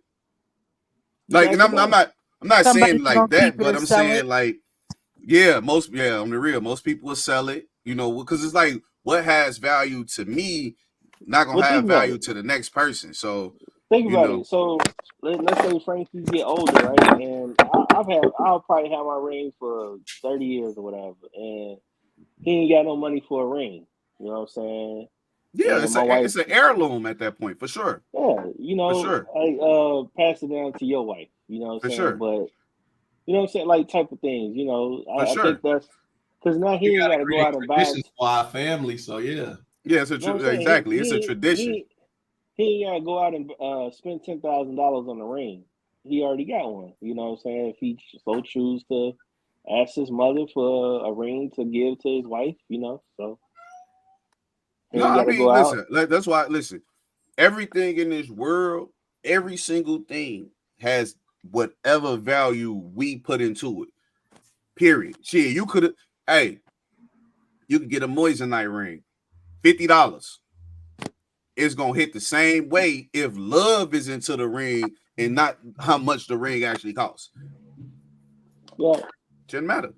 I mean, I have an opinion about like what you should give a woman if you choosing to spend the rest of your life. Like if you choose to get married and buy a ring, it can't be nothing like, you know what I'm saying, like $200. Why not? You put a quarter in there and spend the. Why not? Why not? Because you showing that she's valuable, for one, and then you giving her something that, you know what I'm saying, that enhances her. How? So she, you know what I'm saying, she put one of those little rings on her finger. People are gonna value her like she don't really matter. But that shit, so I'm glad you said that. That's worried about what somebody else think. Why would man? If you ever with somebody and they like, man, babe, this bitch was talking about me because I got this small ass ring, but they probably not married. That don't even make sense. So apply perfume to the equation. So let's say you have woman A, she smell like something that makes me, aroused. I mean, you got woman B, you know what I'm saying? She smell like soap and water, just regular soap and water. Who would you be more attracted to, or who would be the more valuable woman at that point? The one that provides me with the stuff I need. Listen, bro, and for me, and again, everybody different. I don't even really care about women like that at this point. And I've been with so many in my life. Like, it's just like they all feel the same. You cut them lights off, that thing gonna feel the same to me. I'm sorry. Like, some of them tight, some of them wet, some of them good, on the real. Some of them skeet out on you. I done had it all. So it's like, but at the end of the day, what I mean by the same is It's the feeling that I'm finna get. As soon as it's skeet on, I'm all right. Well, so Shit, I don't even like you no what more. you trying to do, babe? Post You going nut to sleep clarity. now? Like it's gonna be that's what I'm saying. Post Like nut clarity. I don't even like you right now. I would disagree when you really feel that feeling. You know what I'm saying? Yeah, the only Like thing, bro, the only thing it you're gonna hit do is different do it though. missionary. You just gonna be it, heartbeat to heartbeat. That's the only no, difference.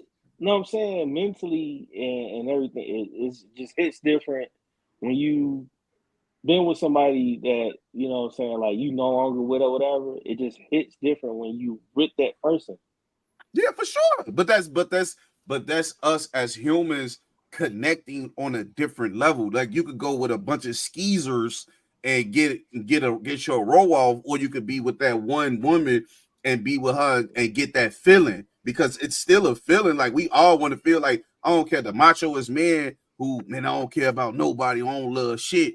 No, that's a lie. They do actually care and they do love. It's the fact of the matter is maybe they don't receive it in the way that they would want to. So it's like, nah, I don't give no fuck about that shit. But they do. Ultimately, they do. Man, I ain't gonna lie to you, like Being married, but being married and realizing, like, I've been in situations where I get one off and I'll be like, "Bitch, get off me," you know what I'm saying? Yeah, facts. You know facts. what I'm saying? Like, but when you get your roll off with your wife, you want to cuddle, you want to lay up, you want to cuddle, like. right, but again, this is somebody. man, who also be spitballing. G. This is somebody you also created life with, though. So if you right, but that's what I'm saying. Why not give her the world? And within that world is a ring that she desires and likes and wants to wear. Again, for us, night, you supposed to, gang. Because as for us as people, we do that. Again, put value into stuff. Like I see these Chinese people and these Chinese families, they'll go out and they'll build up the investments and stuff with their wives. Now they're able to travel all over the world and give their wives the world. They may not have the best ring, but they'll give them the world because they've built it together. But we put our stock in stuff that we've been taught to put our stock in. Yeah, this nigga traveled the world with his lady. What are you talking about, man? This man, I'm not saying that. I'm not saying that. Well, let me back it up. So I will say that my wife desires jewelry, so that's like, you know, that's get her what she want.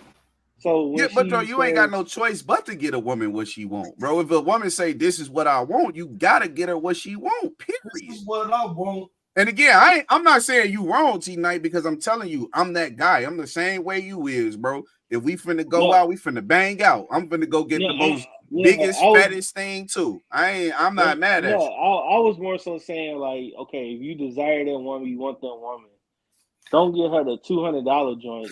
You know what I'm saying? Like, get something that you would feel that you want to make sure that she's important to you. She, you know, you value her. So you don't want to get her the $200 little joint.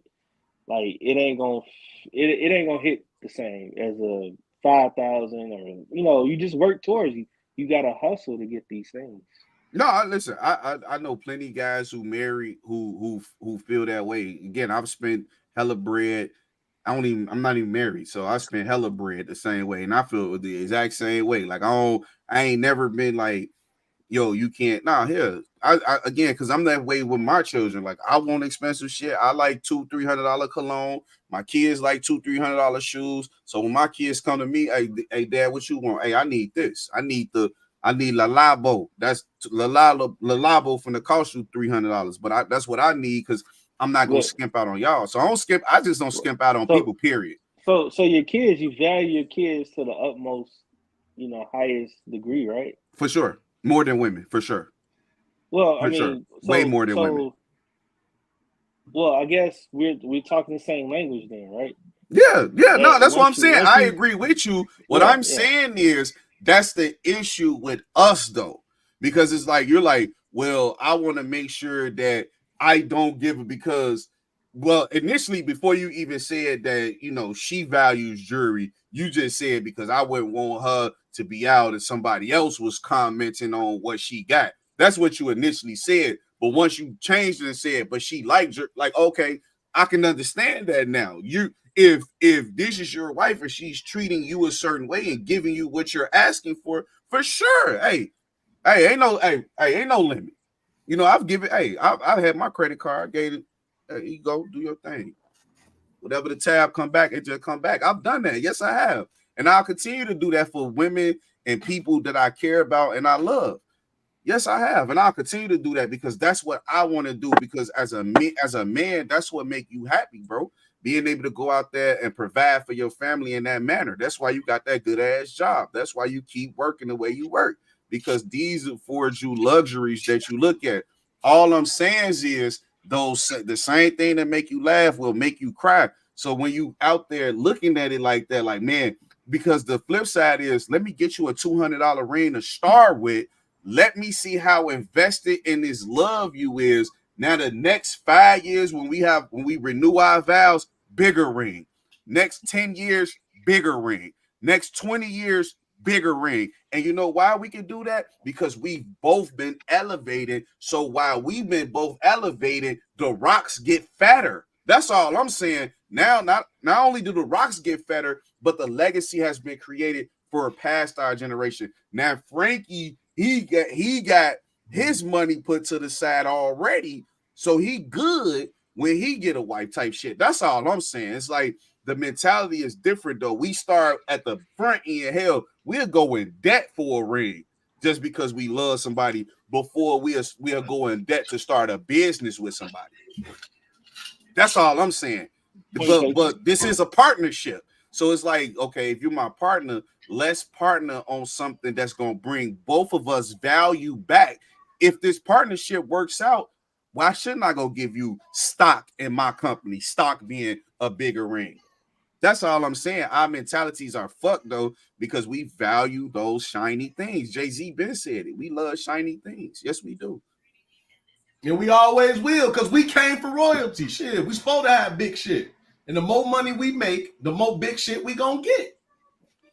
But you know, ain't nothing wrong with it. Supposed to though, because you can't. I was just watching fucking Denzel Washington today. He said, "You know what you don't see behind the casket is a U-Haul. So the shit ain't going with you. So yes, you supposed to make your dough and spend that shit while you here." See, this is what I be saying about Councilman Rudis. He don't believe that. He tell you all the time, man, I'm frugal. I don't. No. I am.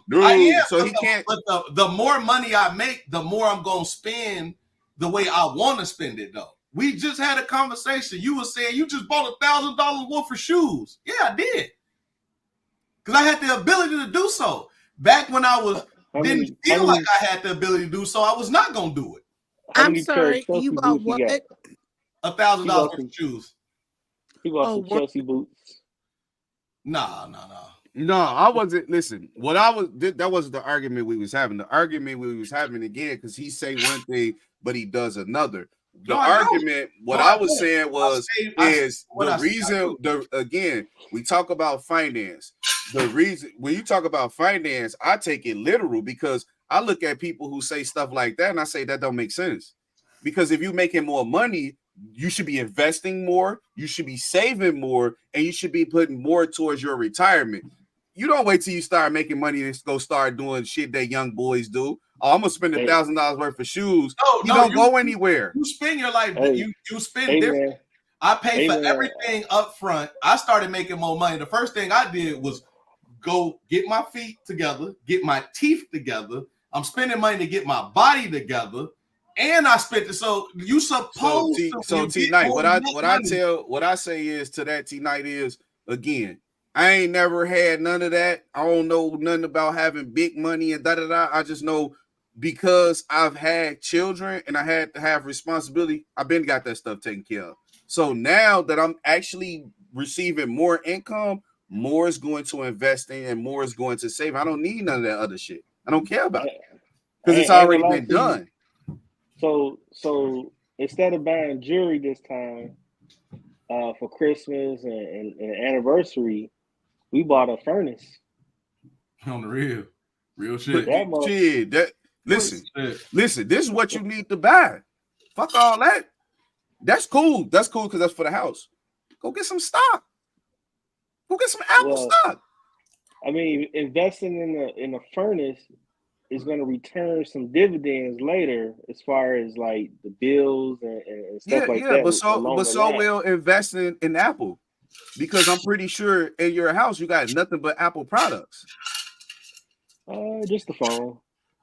Oh, okay. Well, I'm different. I got the Mac, I got the phone, I got the iPad. I love Apple. But I do have stock though. So we came up with a strategy that we're following the war strategy. You know, you have, you know, right before the pandemic, if you knew that there was a what they call it a pandemic getting ready to happen, you invest in things that you would need during the pandemic, you know, medicine and stuff like that.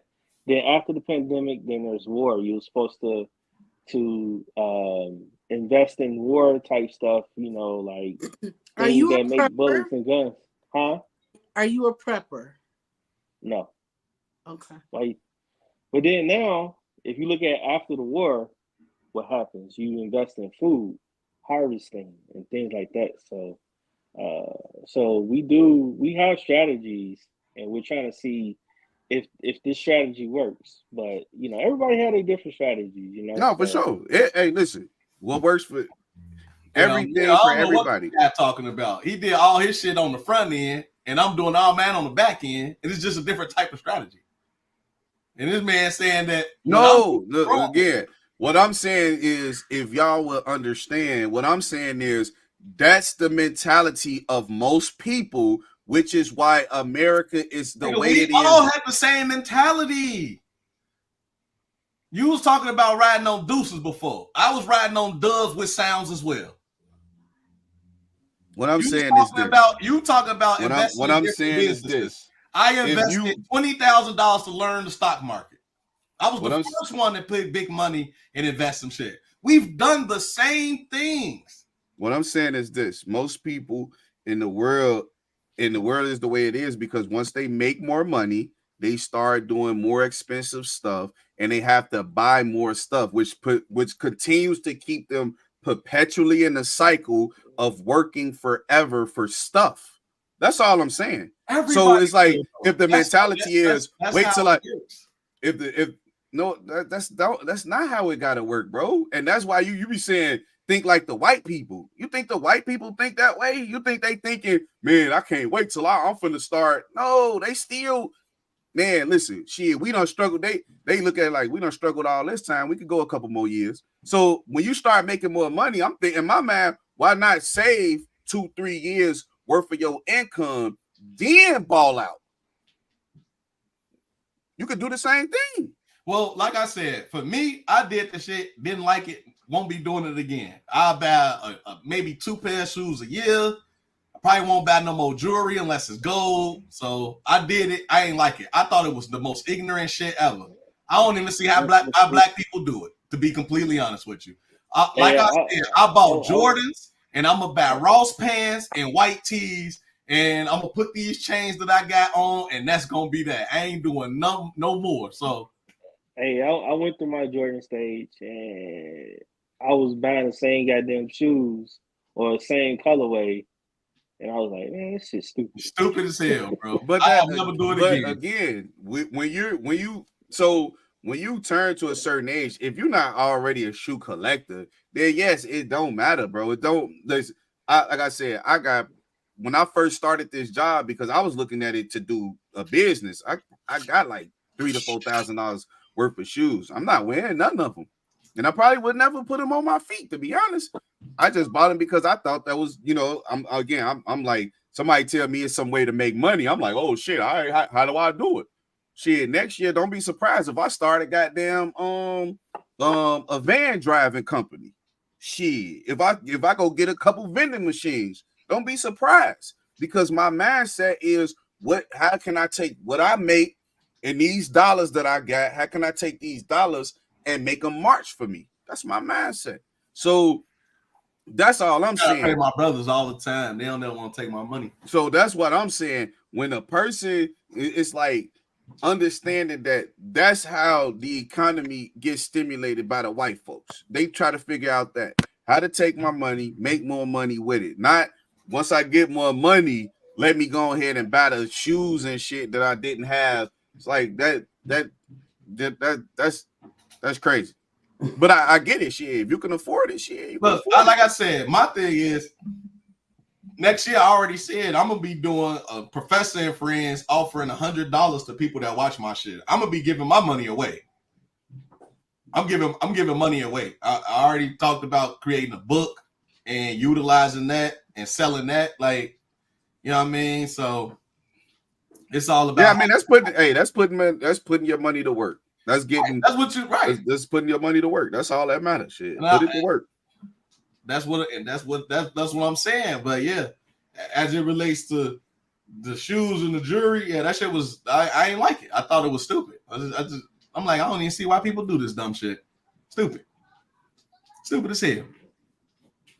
Yeah, but again, that's not your, if that's not your personality, I think that's trying to conform or that doesn't make sense. I wonder. No, you got to that see never what it's made like. sense. You got to see what it's like though. No, you don't. You 30, you 36. You been around niggas their whole life with that shit. If you ain't never looked at a nigga and said, I want to be like that, then no, you don't. Yeah, you got to.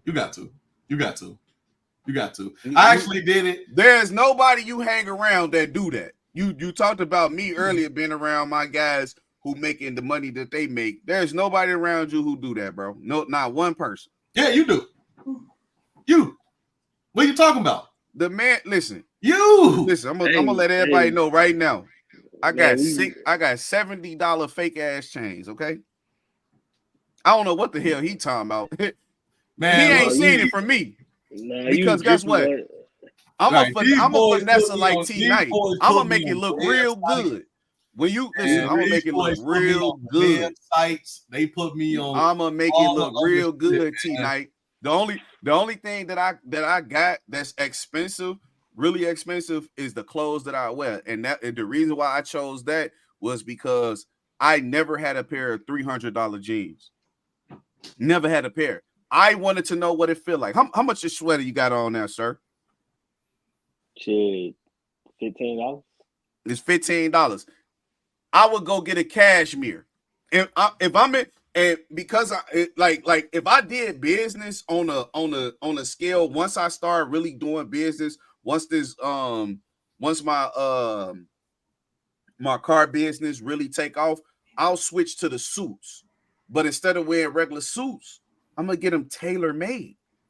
Like, this is what I'm saying. Like, I want to live or feel how that feel. Once I put them $300 jeans on, oh yeah, they feel so different. Yes, they do. Now, and I purchased my whole life. I went and I always stayed away from that shit. Man, that shit costs too much. So when everybody was wearing the expensive shit, I'm wearing the Enichi jeans. I'm wearing the Rockaway jeans. Man, I bought a pair of them purple jeans. Bro, them jeans feel wonderful. I ain't never felt no jeans like that. Huh? You scared to wash them? The purple jeans? Yeah. No, I ain't scared to wash them. I'll take them to the cleaners. But I haven't washed them though. I haven't washed them. But jeans, I'll say this: $300 jeans, bro. They'll tell you don't wash them shits. You don't need to. You don't need to wash them. You don't need to, man. It builds character. You don't gotta wash stains or anything on. Leave them alone. Leave them alone, shit. Motherfuckers that wear them only wear them 2-3 times anyway. I only wore them 2 or 3 times. I literally put my purple jeans on since I bought them once, but I didn't pay $300 for them either. I waited. I do what I do with everything else. I waited till it went on sale. I got it for about $130, $140. But at the same time, in my size now, even if you go to a regular place, you still finna pay like $50, $60 for a pair of jeans. But because I'm at a different space in my life, I'm thinking about value. So it's like, even if I'm out of these jeans, guess what? I could still put them on Poshmark. We got Poshmark now. You got so many of these aftermarket places where you could sell these things. So it's like, why not get clothes that actually has tangible value that you can turn in later and still make money off of. You can't make money off of $10 Ross jeans. It doesn't make sense to me. So now it's like, if I'm gonna spend some money, let me spend some money because I know if I get rid of it, I can make it back. Before I just throw jeans away. Now I got jeans, I can save them and resell them.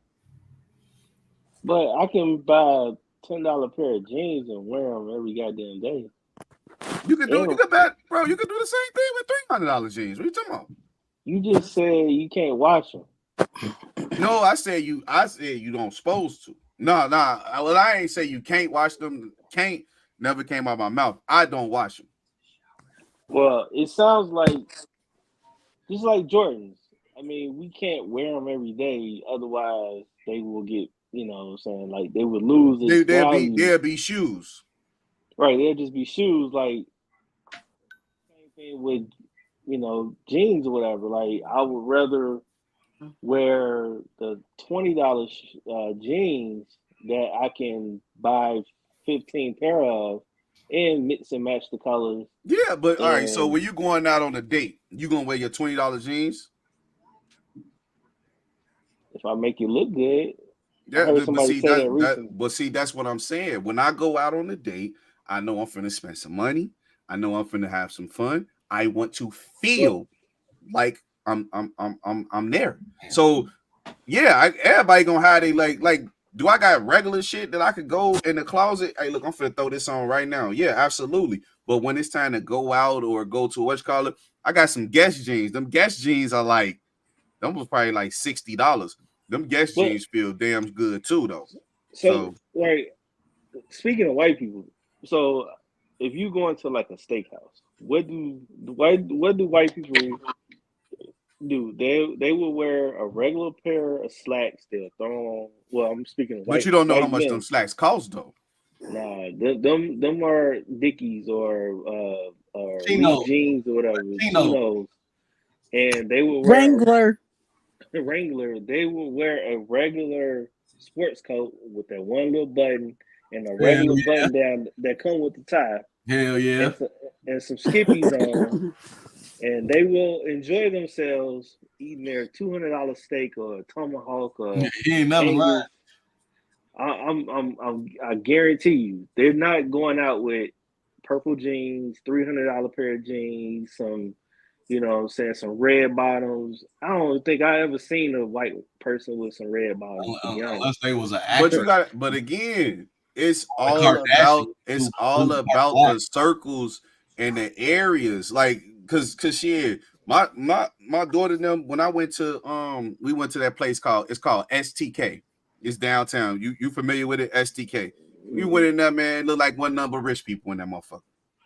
Oh, What was that's they a wearing? nice though. Shit. They was What was they wearing shit, expensive stuff. Yeah, that's a like? bitch. What?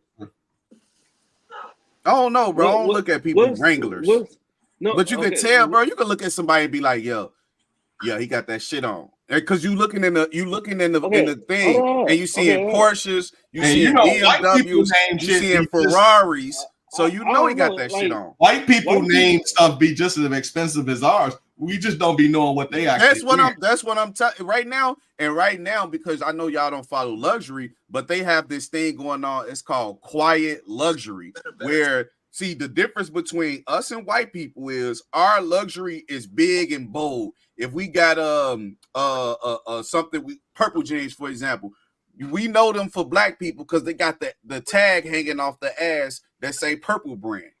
You know what I'm saying? Time to get in. All right, Kim. Kim's going to be out, guys.